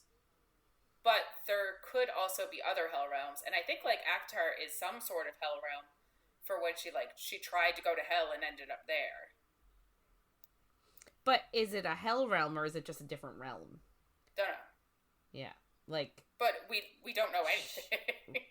No, we don't know anything. She was trying to go to a hell realm, but then she had the star sword and it got drawn to the dagger, we assume. Yes. Or did she end up in a realm that is also a hell? Did they move there? Like, we don't know anything. We need the creation stories of some of these. I guess we have the cauldron, but anyway, that's not the point. We're not necessarily getting into that because there's too much. Do you know what this whole thing reminds me of? It sort of reminds me of, like, the Chronicles of Narnia, because technically, don't come for me, but technically, The Lion, the Witch, and the Wardrobe was released as book 1 originally. And then The Magician's Nephew came out as book 2. However, The Magician's Nephew is technically the origin story of Narnia and The Lion, the Witch, and the Wardrobe. So, like, we learn how Narnia was created in a later book than, you know, our first, like, adventure into Narnia. So, like, it just sort of reminds me of that, sort of like, we have all these dimensions, we have all these worlds, but, like, we don't really know how they were created. So maybe in a later book, which is she'll come out and tell a real possibility. Because we have no idea what she's writing, but she's writing things. No. Well, and, like, I'm thinking, too, of, like, she did pass through a dimension that was all water. Yeah.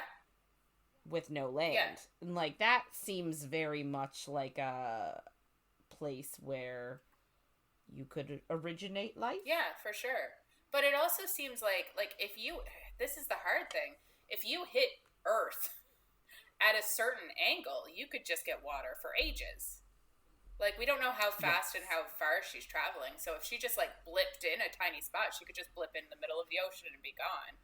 She could think that it's just water, but there could just be land that she can't see. Like, we don't know anything. Yeah, but she also apparently could, like, see how people thrived and survived and eked out a living. So, like, and, like, how they lived and how they loved. And I'm like, if she could see all that in a blip, then I'm sure she'd be able to tell if there was people living there. You know what? It kind of reminds me of Supernatural. Stick with me here. So, Chuck Shirley was writing the books. Yes, and then he he became God, and the writers were kind of like, are we inserting ourselves into this, like, the writer being God? They were kind of worried about it. But I'm like, is this moment Sarah J. Maas telling us? So it's like she's inserting herself as Aelin in this book. Is Aelin writing all of these other books because she just goes and visits these places and figures shit out? Like, oh my god, that's too much. Okay, we have to move on. It's too much. It's too meta. Too meta. We are going too hard. So Fenris tries to smile at her, but she can tell that he's sad that she didn't tell him that she was, like, going. Potentially dying. Which is fair after, I guess, their whole trauma bonding. We go to... But, like, she couldn't tell everybody. Yeah. It would have been a party. Well, and also... I just don't know why they voted in the first place. Her and Dorian should have had a conversation. Anyway, not the point. And now people are annoyed that she doesn't have power. It's like, sorry I lived, guys. Yeah, and that Erewhon's still there. And I'm like, why did we do this? But anyway, we go to Dorian's point of view, and it just jumps after the meeting where Aelin told everybody what she did. And Chaol's just like, it could have gone better. And Irene says she would have just left if she were Aelin. And Dorian says, never underestimate Aelin's guilt, which is completely true. What do you mean? I'm so confused.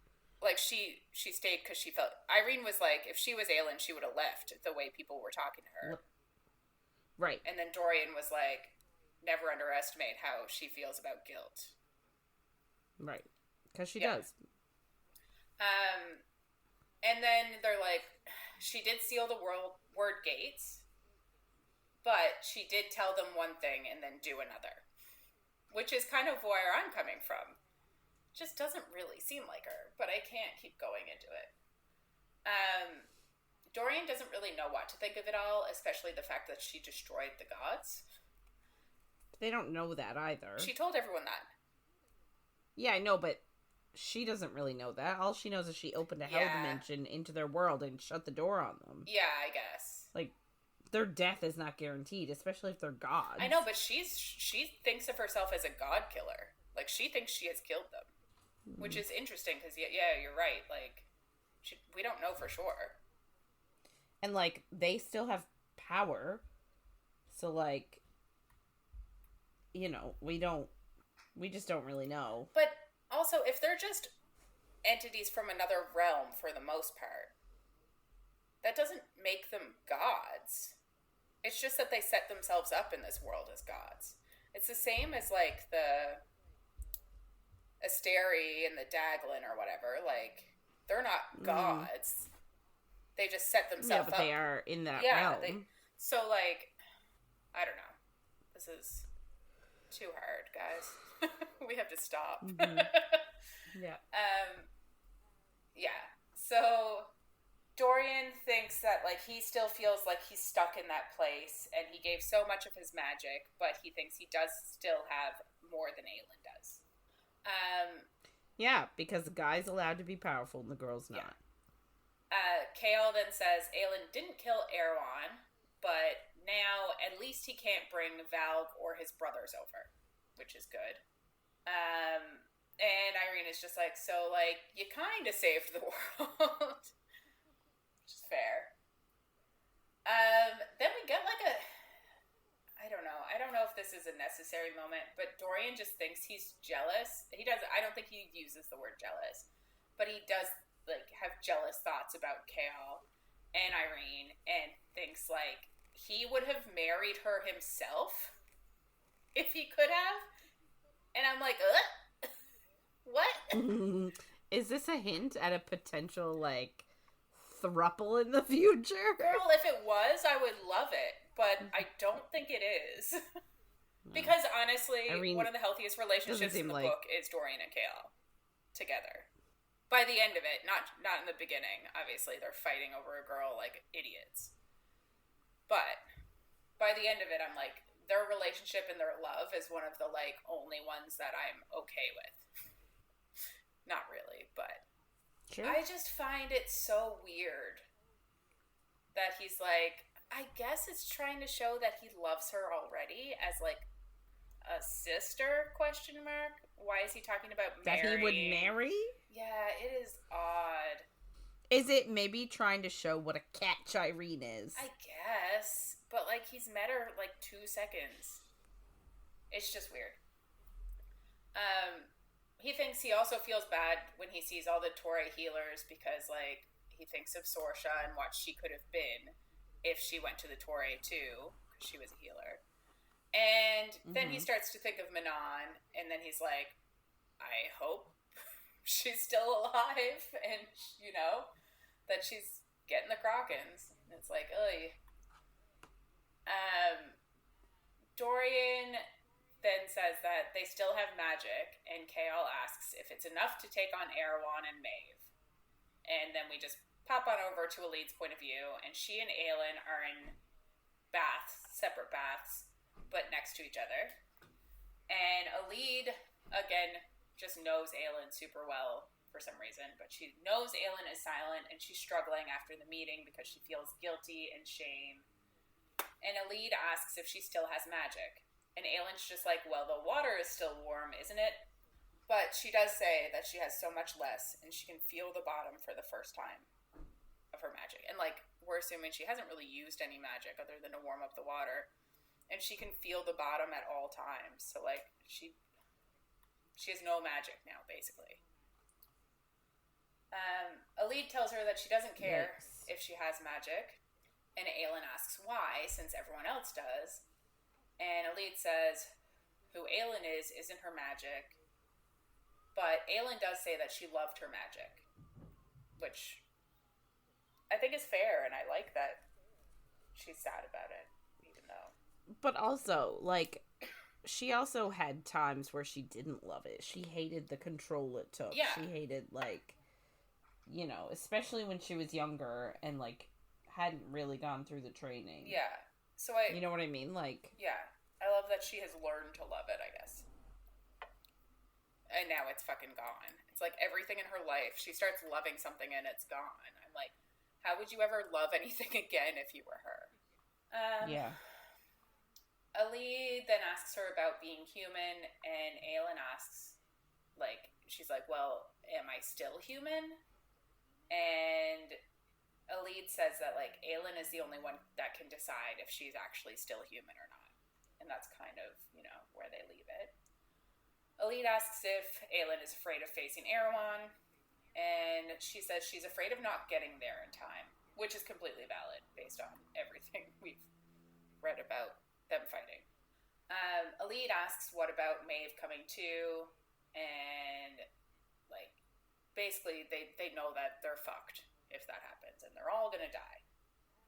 But Aelin says that she's asking so many questions, and she says like this is why she didn't offer Elid the blood oath, because like she wouldn't want to ask her. She's assuming like she wouldn't want to keep asking her all these questions or questioning her if she had taken the, which I don't think is true.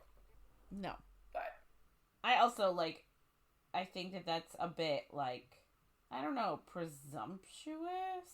Like, I don't know, it's like, to me it's like saying, oh, well, you know, Catherine, I know that you normally go swimming on Wednesdays, and that's why I didn't invite you to my birthday party. Yeah.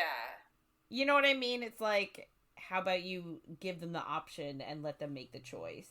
Yeah, they did have this conversation. You know what I mean? They did have it before, though. Like, they talked about it in Empire of Storms. And, like... And they did... I don't think they needed to bring it up again at all. Because they, like, made a pretty good point there. No, but, like, also, they did bring it up, and she said, I need you as, like... An impartial the lady supporter. Yeah, I need you as a vote. And if you have the blood oath, they're not going to take your vote seriously. But... I feel like her traveling with Aelin this whole time and her showing up with Aelin is gonna be a very clear admission of whose side she's on. You know what? If they were gonna vote, you know what I mean? If they were, gonna do a vote. But not to spoil the end of this book, and if you haven't read the end of this book, skip ahead 20 seconds. But at the end of this book, doesn't she offer the blood oath to Ren? I think so. Yeah. So that's bullshit. Because he's a lord. Yeah. So does she offer it to Aelin too at the end of the book? No. Not that I recall. Mm-hmm. Yeah, so that's awful. Aelin says now... You did a combo. I did a combo. That just a combo of Aelin and Aelin. Aelin, yeah. Aelin says that she didn't plan to live past, like, forging the lock, and she didn't think that she would have to rule. So, I'm like, so then you made the choice to not kill Erewhon? But we can't go back to that, for the love of Christ. Aelin then offers her the ring, the one ring, that, like... Oh my god. Yeah. So it's the one from Queen of Shadows that she put on Dorian's finger, and it got the Valg out of him long enough that they were able to get the collar off or whatever and kill it. And then if you're wearing the ring, you can't be infested by Valg. So Lorcan gave it to Aelin at one point and was like, don't take this off, because he loved her. Yeah. And now Aelin is giving it to Aelin. And Aelin obviously, like, argues back with her that, like, no. And Aelin says that she failed and she owes it to Aelid's mother to keep Aelid alive. But Aelid says that she owes it to her mother to live. So to take it for her. So she does. Borte barges in then. And it's kind of funny because we get like a moment of Aelid being like, oh no, I need to cover myself. And I'm like, I guess. Like you're in a war camp. And like but also, Borte is completely unbothered, and Aelin is also unbothered. Yeah, it's kind of the funny. only one that's like, ooh, my delicate sensibilities. Yeah, it is kind of funny. So Borte asks why they didn't invite her, and then she's just like, so... Bath party! I know, I love Borte so much. But then she's just like, so here are my thoughts. And she says, Hussar is cranky and cold, and Sartaq is used to, like, living like this. But basically, everyone's just worried about the battle now, especially with, like, Erewhon still being. And Aelin's just like, yeah, I figured as much when Hussar called me a stupid cow. Which I find funny. And Aelin thinks, like, she almost attacked her then, and then all the males growled, even Lorcan, and it's like... Of course. But Borte says she came to talk about her and Aelin. And I think Aelin says, my favorite subject, which I also love. But she says that she wants to lead Aelin's flank into the battle. And Aelin's just like, I don't really have one. Because she thought she'd be dead by now. And Borte says, like, basically, she wants to be in the air above her. And yeah, it's just a nice moment. Yeah, it is nice. I like it. So we go to Nesrin's point of view, and she's in a meeting with all the Coggins, and there's a storm coming, and they're basically debating what to do. And Hussar says when she goes home, she's never leaving again. And Sartaq says that they said they would fight, so they're going to keep their promise. And hopefully they aren't delayed too long. But it's just a moment of like, are they going to actually go and fight with them, or are they going to leave because Aelin lied? And I'm like, Jesus Christ. So we go over to Lysandra's point of view, and there's kind of like a sneaky death moment. So they're like, he's dead, and Ren is crying, and then it's like, it's Murtaugh, but there's a second that you're like, it could be Aedion that's dead. Yeah. But it's Murtaugh. It was a bait and switch. Yeah. So they're in the room with his body, and he was killed at a siege tower. To be fair, he tried to take on a siege tower all by himself as an older gentleman. He did. And... So, like... Yeah, it's not overly surprising. But his death did rally the men. And I guess they stopped the towers. Yay! So Ren has stayed with his body, and Aedion stayed with Ren, and, like, I guess she brings Evangeline to go say goodbye to Murtaugh, and then she brings her to bed, and then she goes back to see Aedion. And he finally, like, walks away from Ren and comes towards her. And he starts to cry and says that he should have been at the Western Wall. And they stare at each other, and she can't stand the pain in his eyes, so she kisses him. And she calls Murtaugh good and brave and noble and a noble man, and says, so is Aedion, and that when this war ends, she'll be with him in this life or the next. And then he kisses her passionately, and she moans, and he pushes her into the wall, and then he's like grinding up on her, and he's kissing her neck, and she needs more, and then somebody coughs, and they're like, whoop, and they have to back away from each other. So they stop, and she has to put her leg down, because of course. And she thinks he's like an apex predator who found their prey at last. And then she's like, no, not prey, but his partner, his mate. And I'm like, that's not at all what he's been thinking. Like, you're his last chase. You're, like, exactly like prey in his brain. Yeah. So he goes to kiss her again, and she just says tomorrow. Live through tomorrow, and they'll continue. And he asks if this was because of pity, and she says that she was sick of death and she needed him. And then they make out some more, but then she's like, no, tomorrow. So we go to Manon's point of view. And Darrow says that they have arrows left for 3, maybe 4 days. And they have like a war council each night, and she's starting to find them tiresome, and the news keeps getting worse and worse. And now there's one less person here because Murtaugh is dead, but she doesn't know his name. And Aedion asks about food, and they have enough for a month, but that won't matter if they all die. And Rolf says that the fire lances are down to the dregs, so they should conserve those twos. And Petra and Bronwyn are like standing at the door where Astrid and Sorrel should be. And it's just another pain to Manon to think about. Like, the 13 are gone, are done. Ansel asks them what happens after the 4 days. All they'll have then are catapults and then their swords. And Manon says that they can keep the Iron Teeth at bay, but they can't really help with the on-the-ground fighting if they're doing that. Right. Valid point. Yeah, of course. So Ansel then asks, like, if this is the end.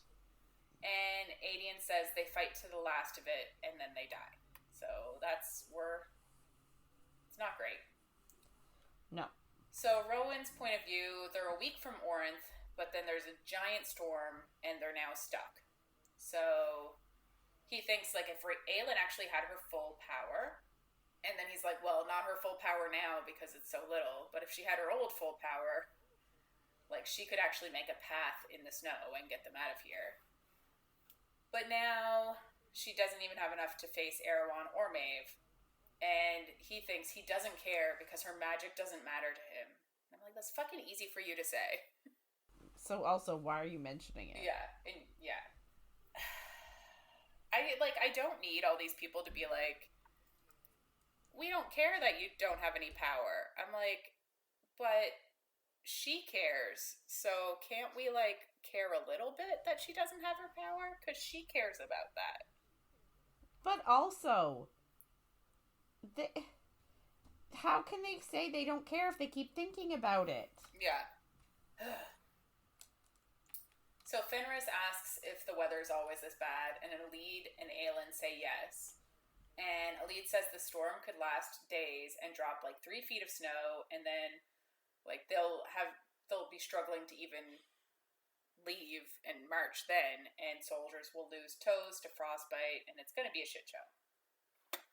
So Aelin says she'll melt what she can, and he knows that she'd burn out to do it, and he thinks he could give her his magic, because they're Cairnom, but the army will arrive exhausted, and then they won't have any magic.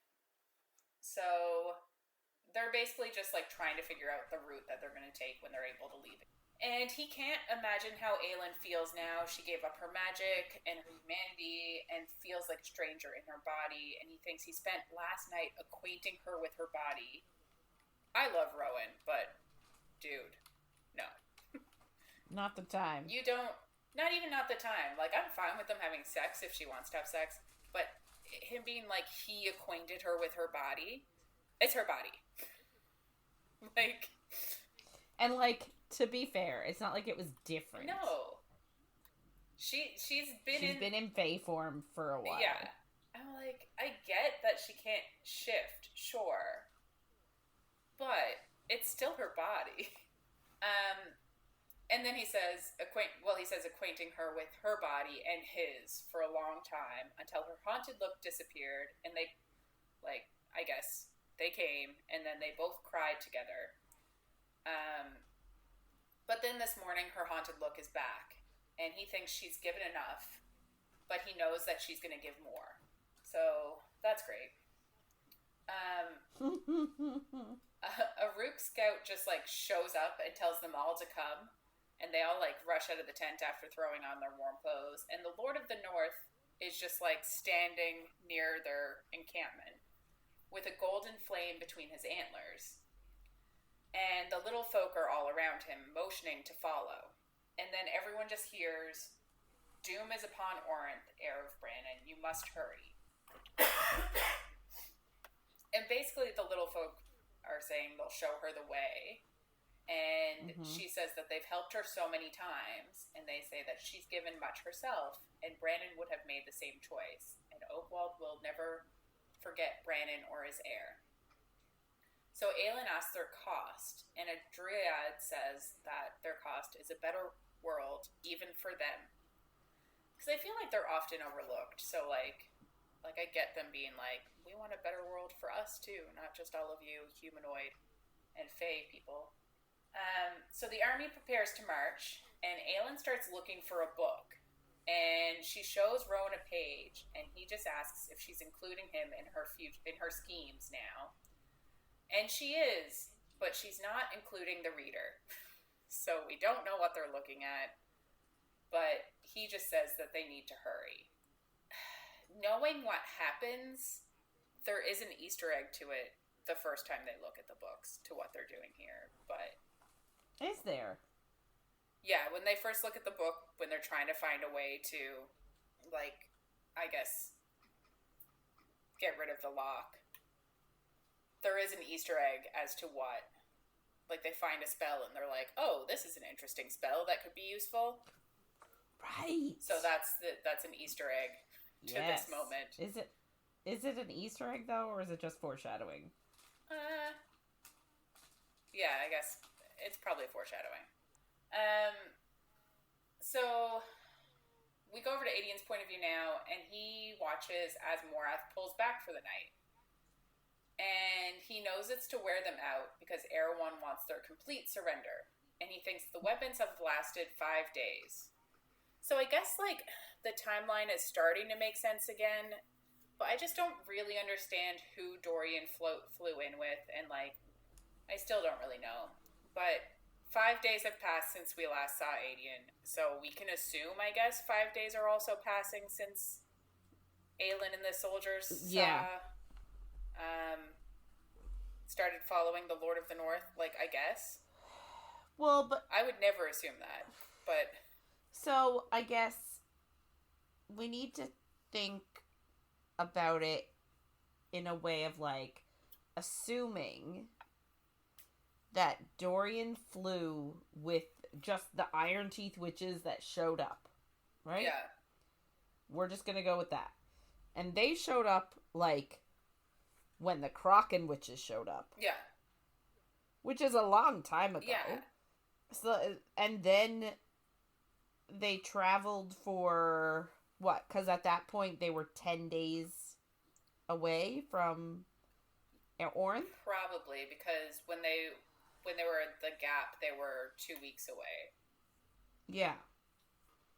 So, I mean, and then they traveled, and now they're still, what did they say? They're still 5 days away? They so said, 5 days passed. Well, yeah, they said that they're a week out. Now they're in a storm. A week out. But the Krakens and the Iron Teeth, they've been fighting. They've probably been there almost a couple of weeks at this point. I think so.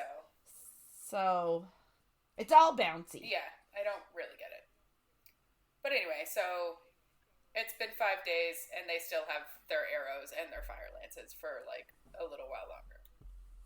Not really. It's ending today. Wyvern Lysandra comes towards him, and Ralph, and she shifts and kisses Aedion, and he thinks they've been sneaking away to make out, but they haven't had sex yet. And I think he's like, but they haven't had the final coupling or whatever the fuck they called it. And I'm like, yeah.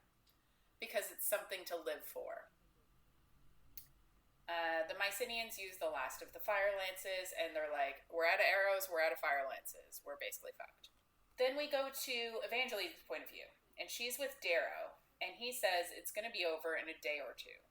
And she asks what happens then, and he says they're either going to surrender and become Erewhon slaves, or they'll fight to the death. And the lords have to make that decision. And then he asks her what she'd choose. And she tells him that she would have loved to have lived in Caravere, and that... I think, yeah, something like that. Yeah. Murtaugh brought her there to see it. And so just as a reminder, Caravere was the land that Aelin was going to give Lysandra and call her the Lady of Caravere. And Darrow was like, we're not giving that to a whore. Yeah. Man, we don't recognize a whore as a Lady of Terracin. Yeah. Man. And Aelin can't do shit. Yeah, and now Evangeline's like, oh, it would have been nice to live there. Yeah. Murtaugh showed me, and it's so beautiful. Yeah.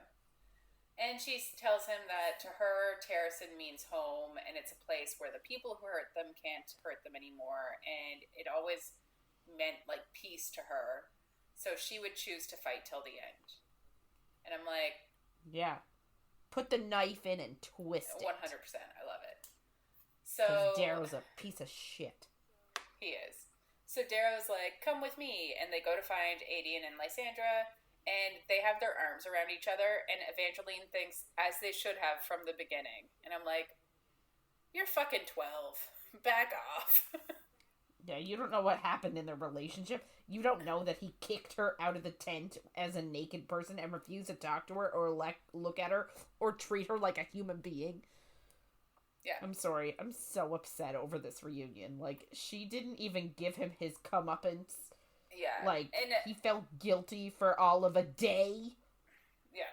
And then she was like, oh, I forgive you because we're gonna die. And it's like, no, bitch. Make it... Yeah.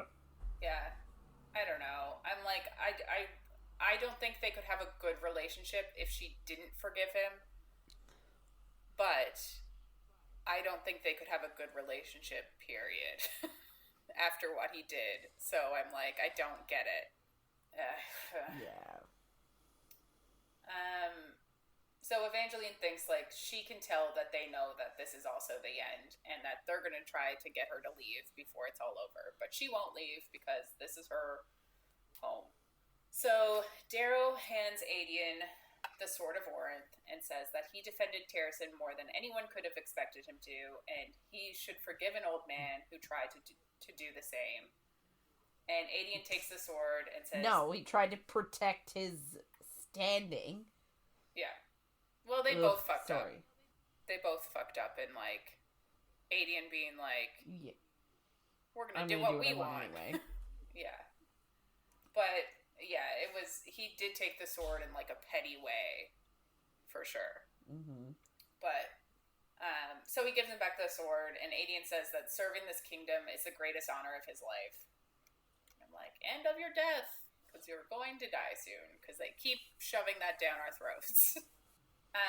And then Darrow says that someone wise told him that Terracin is an ideal, a home for all who wander, to welcome with open arms, and he formally recognizes KoA and its Lady Lysandra for her courage and all she's done to defend the city.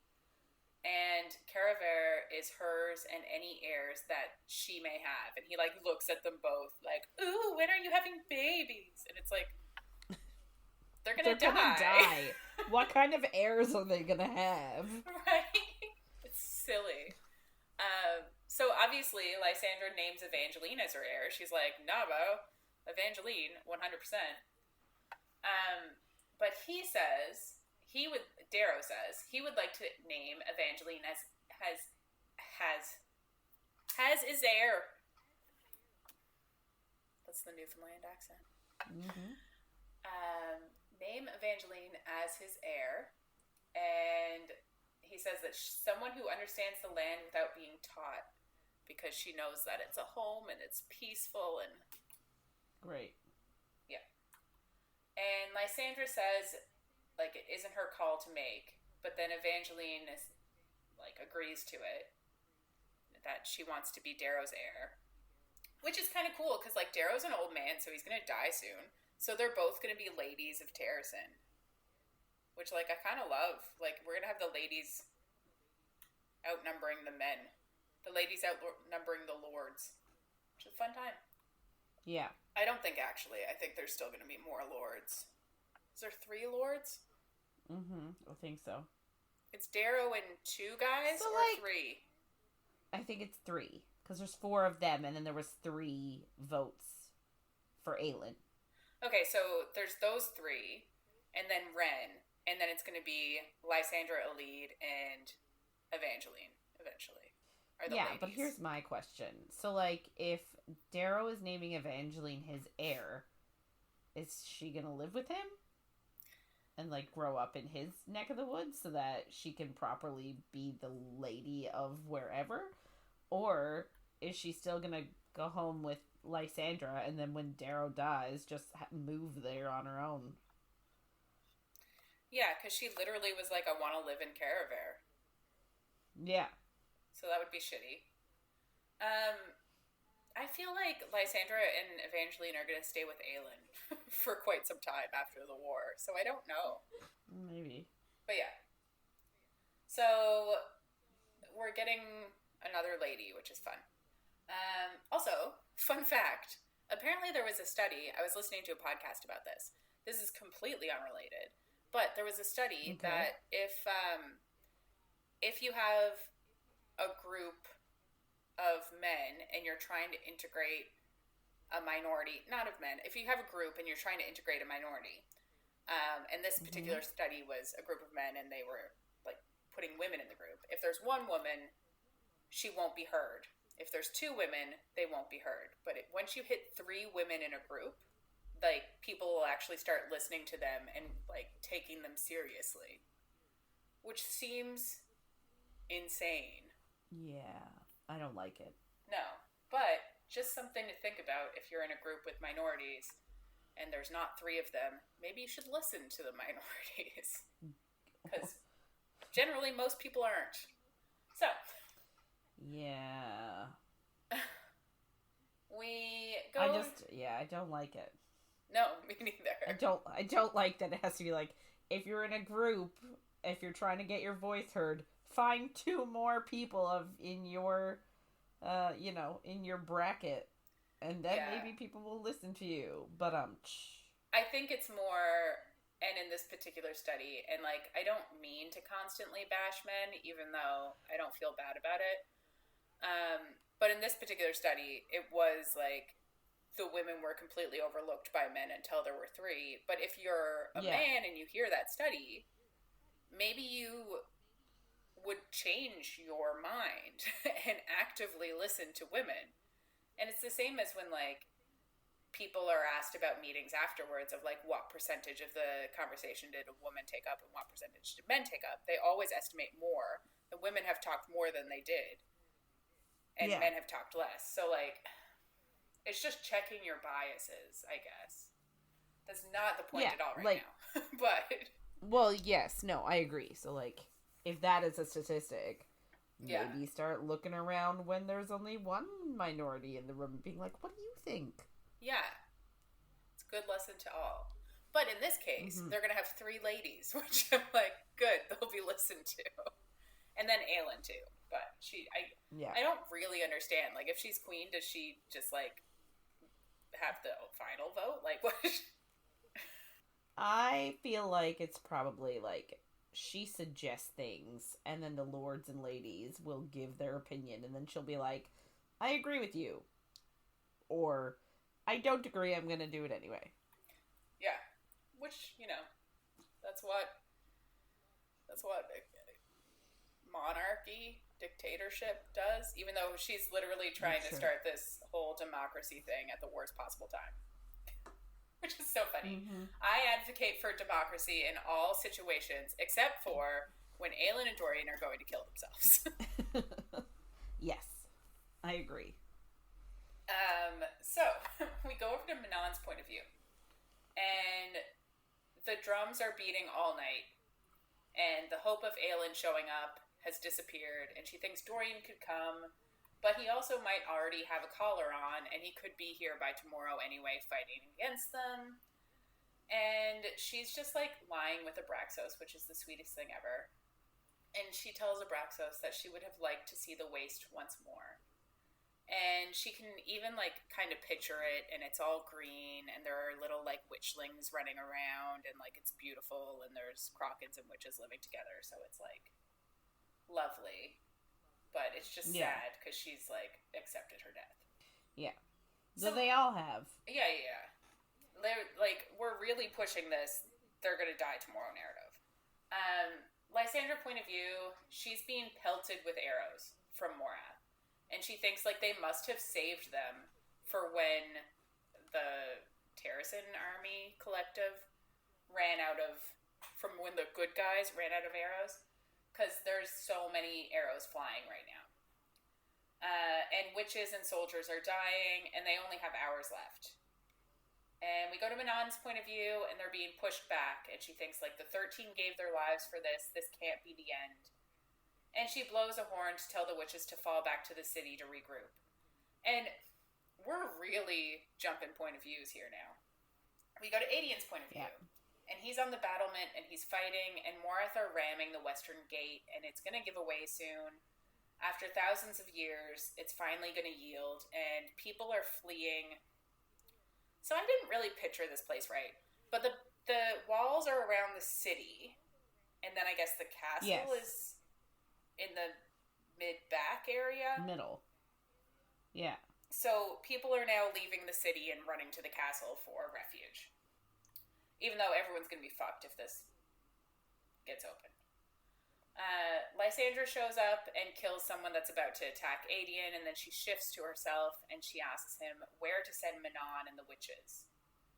But he just knows this is the end, and he doesn't really know what to say.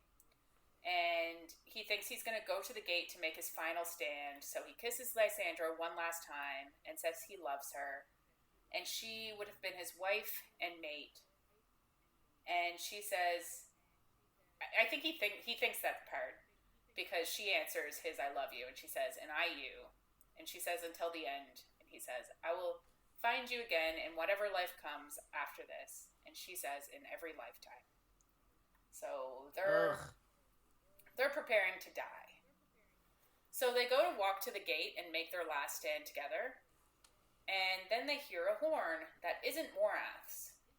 And then they look up, and they appear on the foothills, rows of soldiers in gold with rooks in the sky, and at the front, riding on the Lord of the North, with her ruby-handled blade is Aelin.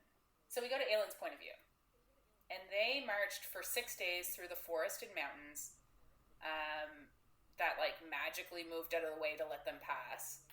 And they barely rested, and they left anything that they could behind. And, like, I feel like is dangerous, though, to, like, push the soldiers that much. They're going to be exhausted. Exactly. How are they going to fight? Tired. Yeah, it does. It's something. So I guess a few hours before this, the Lord of the North kneeled in front of her to let her on his back. and she put on her battle crown, and she's like ready to fight. We get that Aelin, Irene, and the soldiers are staying in the back until they can be flown into Orinth by the Rook. And Dorian and Chaol are leading the Wildmen on the right, and the Cogan Royals are leading their army on the left. And she, Rowan, Fenris, Lorcan, and Gavriel are in the center. And I guess they're like cresting the peak now. And she's like, they just see chaos and terror. And she hadn't realized how big Morath's army would be. And I guess Fenris, they're all looking and they have like elvish eyes. What do your elvish eyes see? Because everything goes back to Lord of the Rings. So, kills me. Doesn't he just say, what do your elf eyes see, though? Yeah, probably. It's fine. So... we adapt. Yes. So, Fenris says, like, the army is almost through the western gate, which is exactly where Aedion is. And Gavriel sees that the Krakens are at the wall, so Aelin thinks, like, Manon kept her promise. And then she thinks she's going to keep hers too. Because if you remember the beginning of Empire of Storms, she says to Darrow that, like, no matter what he says, even if he's not going to let her in the kingdom, if he calls for aid, she'll come and she's going to scrounge up every army of assassins and whatever, and she'll, like, blah, blah, blah. So we're hearkening back to that moment, and it's a big fuck you to Darrow, in my mind. Which I love. So she tells Lorcan to sound the call, and he blows the horn, and then the Cogan soldiers blow their horn. And they all take out their weapons, and Aelin lights the ruby in her sword with her magic. And the Lord of the North rears up, and Aelin pushes some more power into the ruby because it's the signal to charge, and then they charge towards home. Yay! Yay! So then we get like, I think we had one of these earlier this week, last week, can't remember. But we get one of these, like, no one point of views. And it's like the queen charges into battle, and Morath turns to them and yells for archers, but the front line can't break. So the Rook actually, like, dive in front of the arrows to block them from the army underneath. Are Rook arrow proof? Not really. But we did get, during the battle in NAL, that Nezrin pulled a bunch of arrows out of her Rook. So, like, they can live, but some do die. So, we get that some of them die, and the queen wept in rage and grief at the deaths. And the rider above her yelled her battle cry, which we assume is Borte. And the white-haired queen yells push to the witches to crush Morath's aerial legion between them and the Rook. So the white-haired queen is Manon. She's yelling at her host to push forward because the Rook are coming in the opposite direction, and hopefully they can crush Morath between them in the sky. It's a war sandwich. Again, we love a war sandwich. It just makes me... Oh, I can't go on a tangent. Was it going to be a Lord of the Rings? No, it wasn't. It was going to be... Did you watch Laugh Out Loud Canada? Yeah. A delicious cheese sandwich. Oh, yes. Yeah. That's it. So... For some reason, that was hilarious. It still is. So... The Rook and the army, with a shield of wind, flame, and the blackest death, slices through Morath's front line. And then we jump over to Rowan's point of view, which I like more. And he's got his eyes on Aelin. And she has a shield, and Borte is guarding her with Yeren and Falcon as a wyvern, which is impressive, because I didn't think that he could become a wyvern last time we knew. But I guess he learned. Yeah, because he was struggling... Yeah, because he said he was struggling to turn into something large at, like, a Karen Quee. Yeah. But he did it. But I guess he also turned into a Karen Quee. I think wyvern are a lot... Yeah. That's what I just said. Yeah. Oh, I thought you were just saying So he was struggling to turn into one. Oh, yes. Well, I guess, but he did it. You're right. Yeah. So, like, but he struggled. Yeah, so I guess, it like... It took him ages to figure it out. I guess this is his one change, and he's not going to be able to change back. Maybe that's a plot point next week. I don't remember. I was going to say, maybe Lysandra taught him... Maybe Dorian taught him a thing or two. Which is stupid. Because it Dorian... is stupid, but... Dorian's... It's really all I can think of. Dorian was looking at his magic to learn. So Dorian shouldn't be able to shift as well as he can, because Falcon couldn't. Or maybe Falcon can shift better now that he's got those 10 years back. Shit. You know what? Maybe that's it. Because he got a bit of his magic back. He got the magic back from Cyrene. Anyway. That's what I say. So they're guarding her, but the odds aren't great here. Like, there's a lot of fucking soldiers. So he keeps Aelin in his sights as he pushes ahead, and then a witch guts a wyvern above him, and he pushes it with his wind to land on top of Morath. And while he's doing that, Aelin gets too far ahead. And Lorcan and Fenris are fighting with Rowan, and he thinks of how he used to not care if he made it off the field, and he had a queen who ordered them, but now with Aelin, like, she didn't give them any orders other than the first oaths they took to protect Terrasin, and he thinks that they will. And Fenris and Lorcan are fighting for a home and a future, and they're no longer slaves, but they're brothers fighting for more, for a true home and a queen who sees them as more than weapons. So they go after her.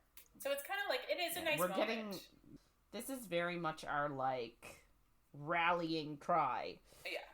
My only issue is that I found this bit to be long. Yeah. And when I say that, I mean, now, to be fair, I've never been in a war. Yeah. Like, personally myself. Yes. I do know that sometimes they can last years. Mm-hmm. However, I just found, and I don't think unrealistic is the word I'm looking for, but I just found it unnecessarily long. Unnecessary for them to be like, we're fighting for a week. Oh, and now we're fighting for another week. Oh, and now we're fighting for 5 days. Like, I would have much rathered a more concise final battle than one that has lasted for, like, 3 weeks.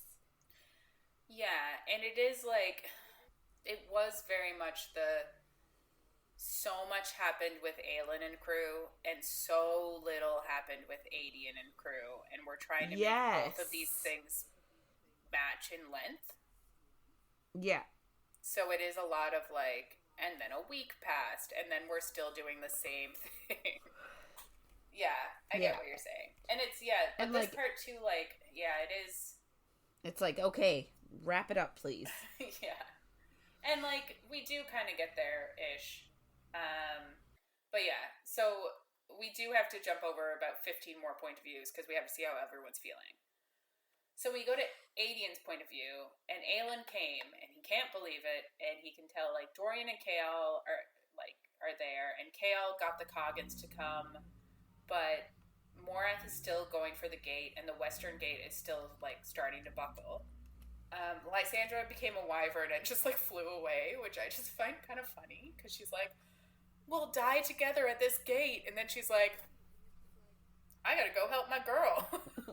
It's like there are people. Yeah. Peace out. Bye.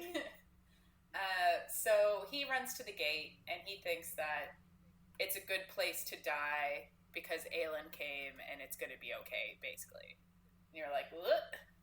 So we go to Dorian's point of view, and I think he has the most realistic point of view. Yeah, no, we're literally seeing everybody's point of view.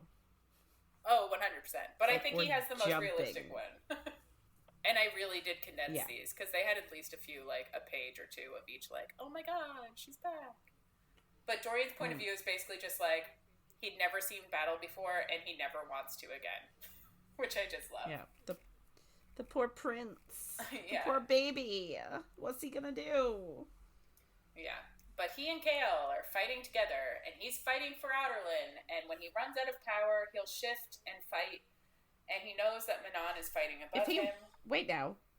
If he runs out of power, how's he going to shift? I don't fucking know. Fine. Okay, he said it, and I said, you're an idiot. Yeah. But I'm not going to lie. Can I just be honest? People don't come for me. I'm sorry. I don't see Dorian's appeal. I wouldn't kick him out of bed for eating crackers or anything like that. I really but like I wouldn't act in bed though. But like I really don't see it. Like people are obsessed with him. Yeah. And I really like yes over Chaol, absolutely.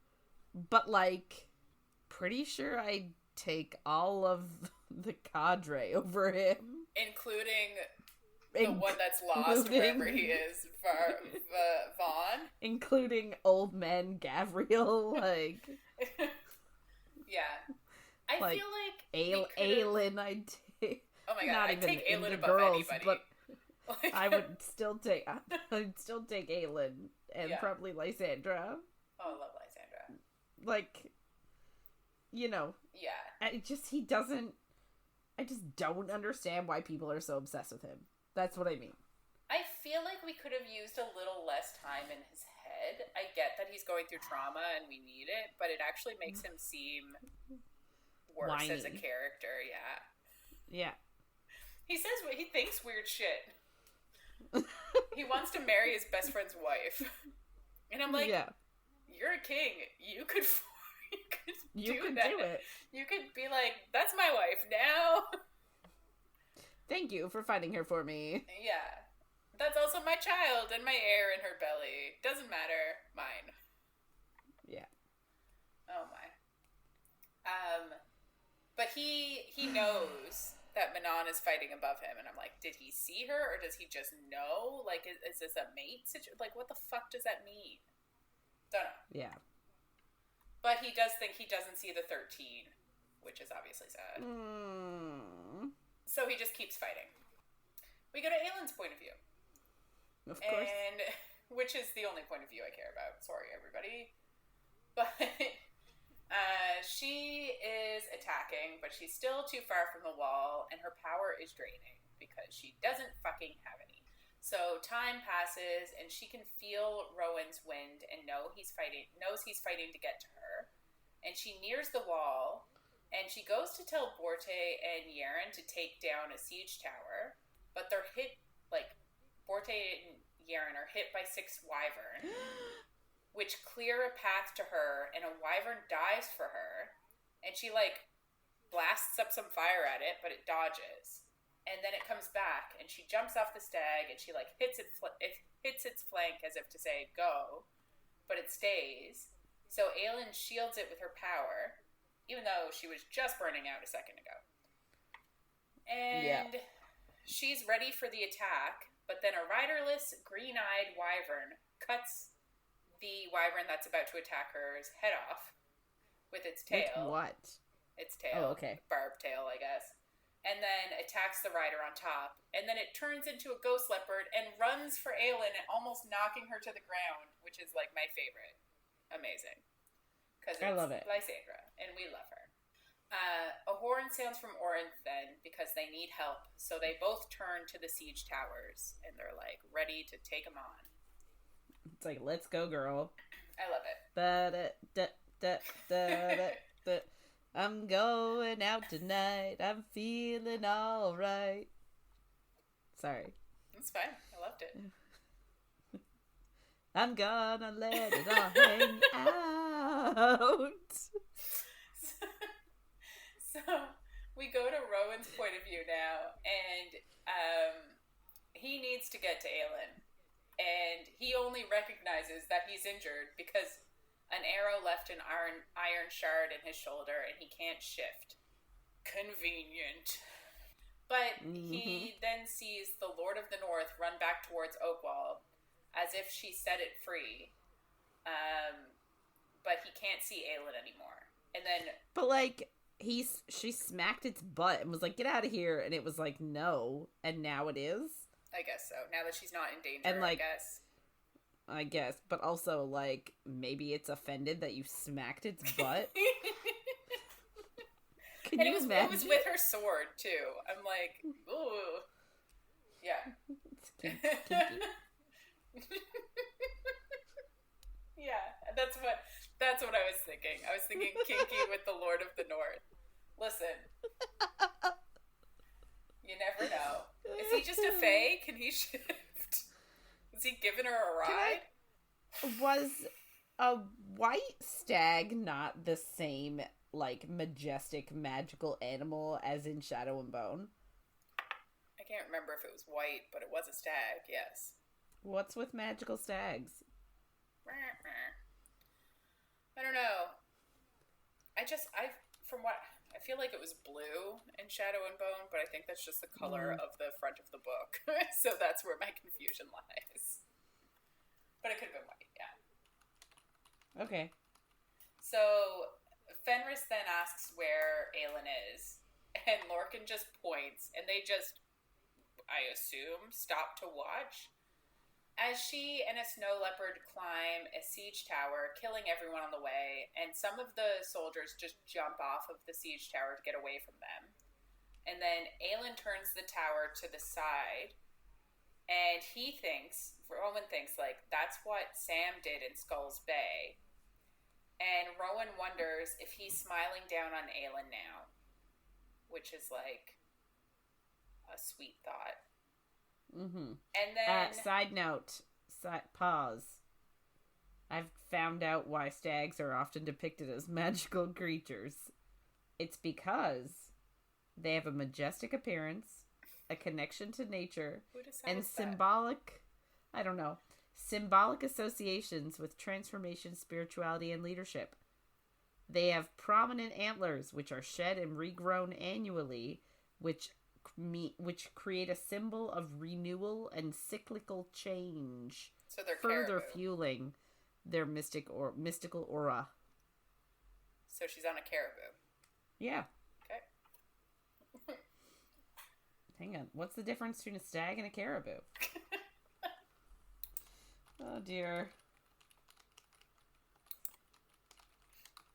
Caribou. Oh, a stag is a general term for an adult male deer. Okay. But a caribou is so you can have a stag that is also a caribou. But you can also have a stag that is not a caribou. A moose is a bull. Wait now. Hang on. I know that we're going way off topic here, but Google is telling me, as of right now, that caribou are a specific type of deer native to North America, also known as reindeer in other parts of the world. Yeah, it's just if they're domesticated, they're reindeer. If they're wild, they're caribous, I think. I thought reindeer were like a completely different species than caribou. I thought they were separate. I don't think so. I think it's just like the domesticated ones are reindeer. Oh, well, who'd have thought? Yeah. I was wondering if moose were stags then, but they're bulls. Oh. Yeah. So Rowan is wondering if Sam is looking down on Aelin and smiling, which I think is sweet of him to think of Sam in this moment.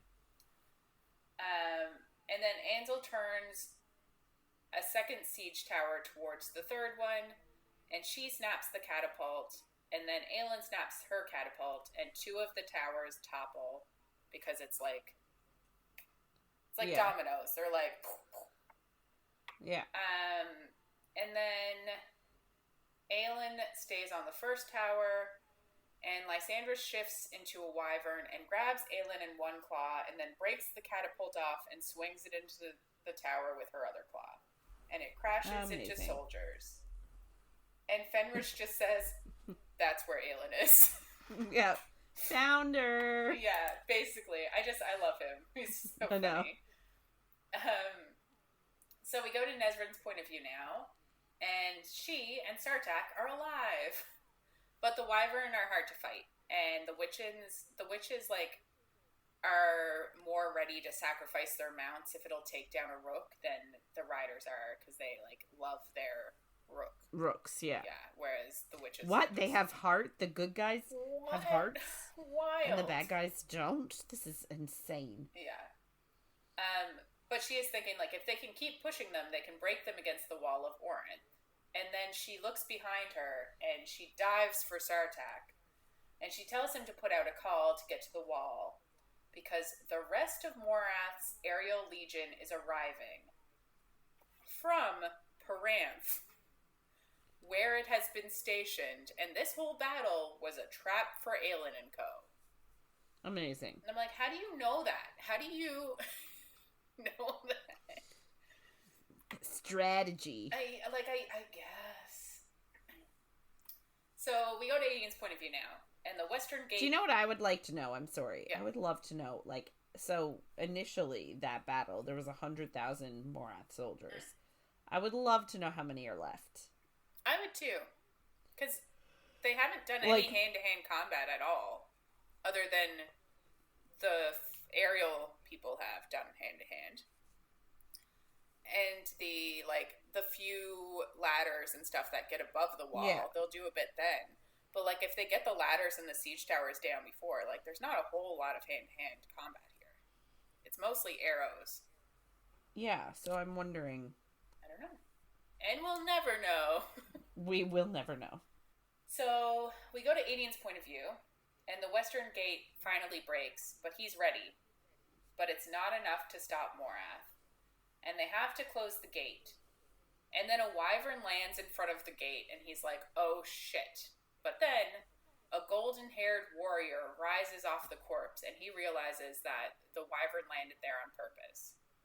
And it's basically there to help barricade the gate.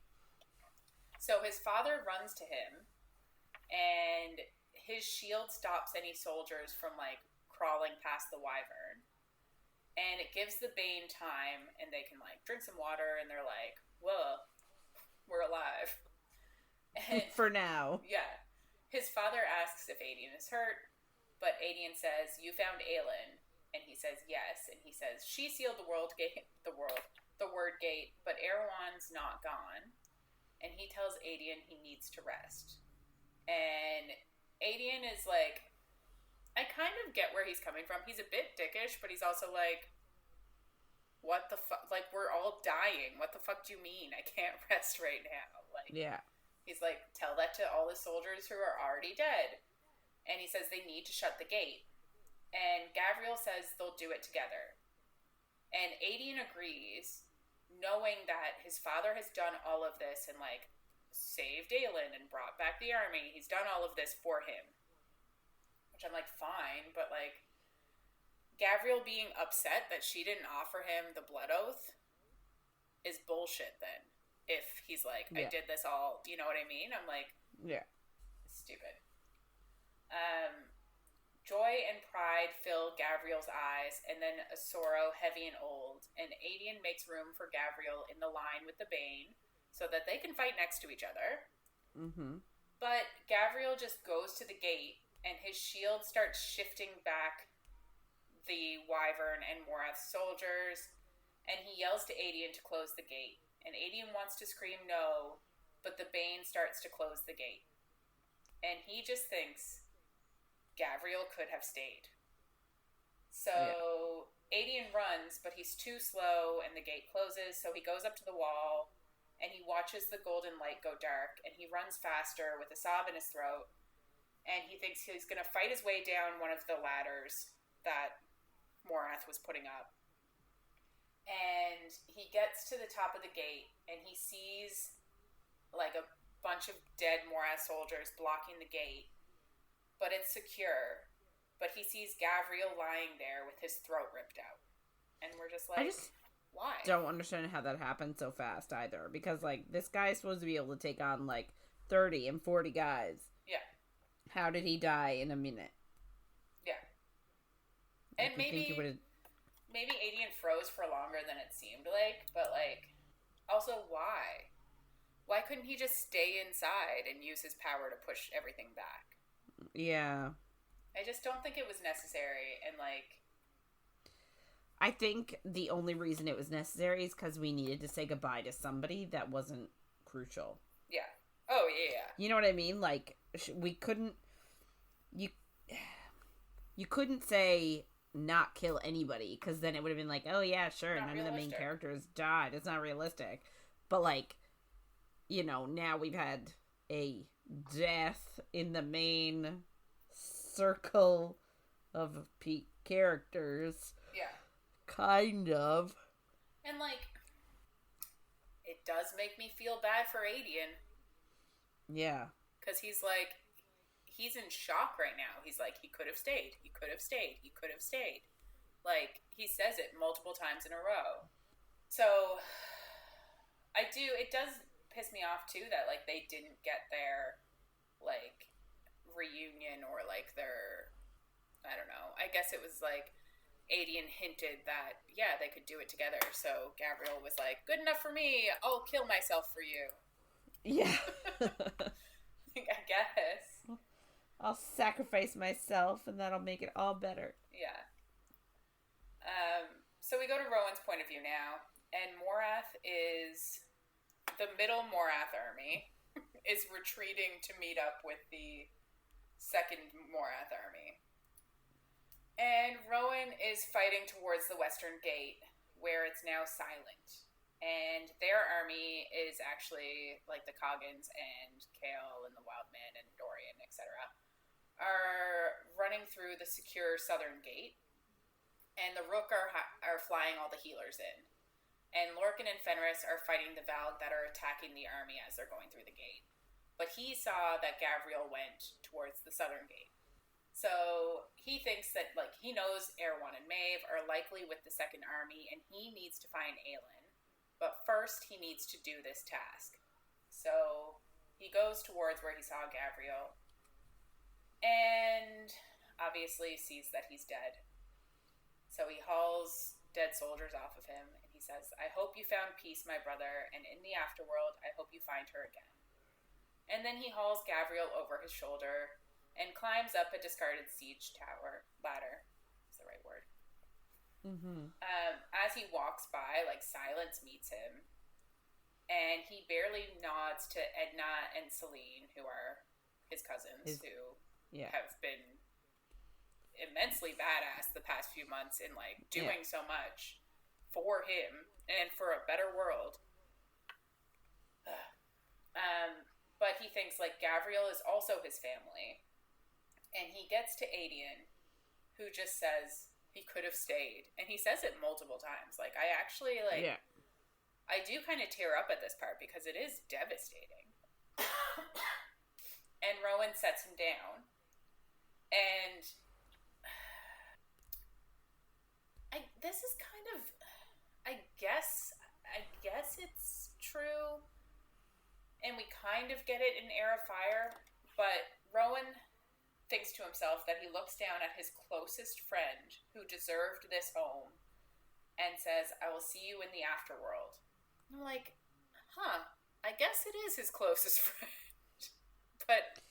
Well, I guess I'm just trying to think of, like, it would have to be somebody in the cadre. Yeah. And it's not going to be... Lorcan. Fenris. It's not going to be Fenris because Fenris is too young. It's not going to be Lorcan because Lorcan is... a bastard.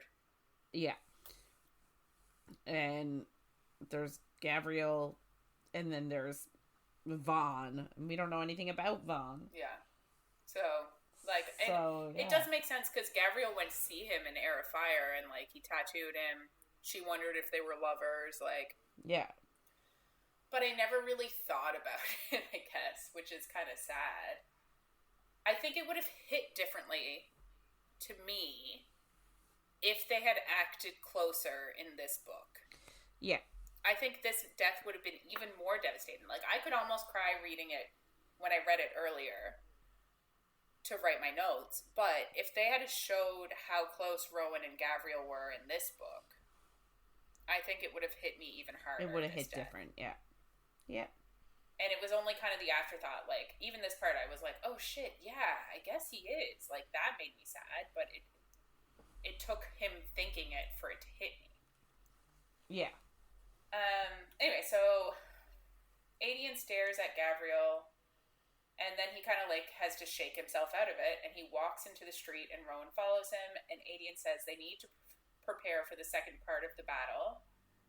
And Rowan's cousins are currently moving rocks in front of the gate so that like it's more secure. Mm-hmm. And soldiers move Gavriel further into the city, somewhere safe. And someone tells them that there are at least 20,000 soldiers and 6 Karen Kui, which we know are the Val princesses. Mm-hmm. And Rowan tries to shift. And also, if the Val princesses are there, we know that likely Erewhon and Maeve are there too. Yeah. So Rowan tries to shift, but the iron is still in his shoulder, so he pulls off his armor, but the wound is sealed, so he starts thinking like he needs to get to Aelin before it's too late, because he knows Erewhon's there, and he knows that she's gonna be the one to confront him, because of course. Yeah. And he thinks it might already be too late, so he gets his dagger and starts digging out the shard in his back. And I'm like, maybe you could ask Aedion to help you. This is not a good idea. Yeah, ask somebody. Ask anybody, please. And he just thinks... like, he didn't sterilize that dagger. He, like, that could have Valg blood on it, and he's just digging in there. Yeah. And he just thinks he needs to hurry. And that, my friends, is where we end this week. Yikes. It's been an adventure.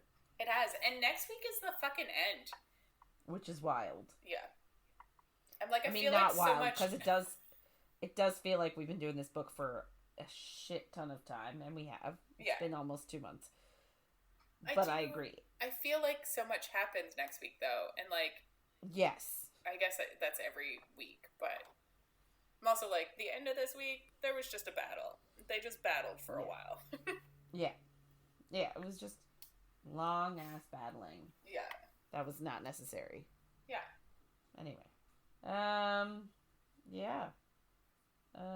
So I guess we're going to wrap it up for this week. So if you want to get in touch with us and share your thoughts on anything you heard in our episodes, or if you have any book suggestions, please reach out to us by email at coffeeandcoread@gmail.com, or on Instagram or Facebook at coffeeandcoread and coffee.coread on TikTok. So next week, like we said, we're going to be finishing Kingdom of Ash. So that is chapters 109 to 121. So make sure to follow along. And if you're enjoying our chats, don't forget to follow, rate, and review wherever you get our content. Thanks for listening, everyone, and we'll see you on the next page.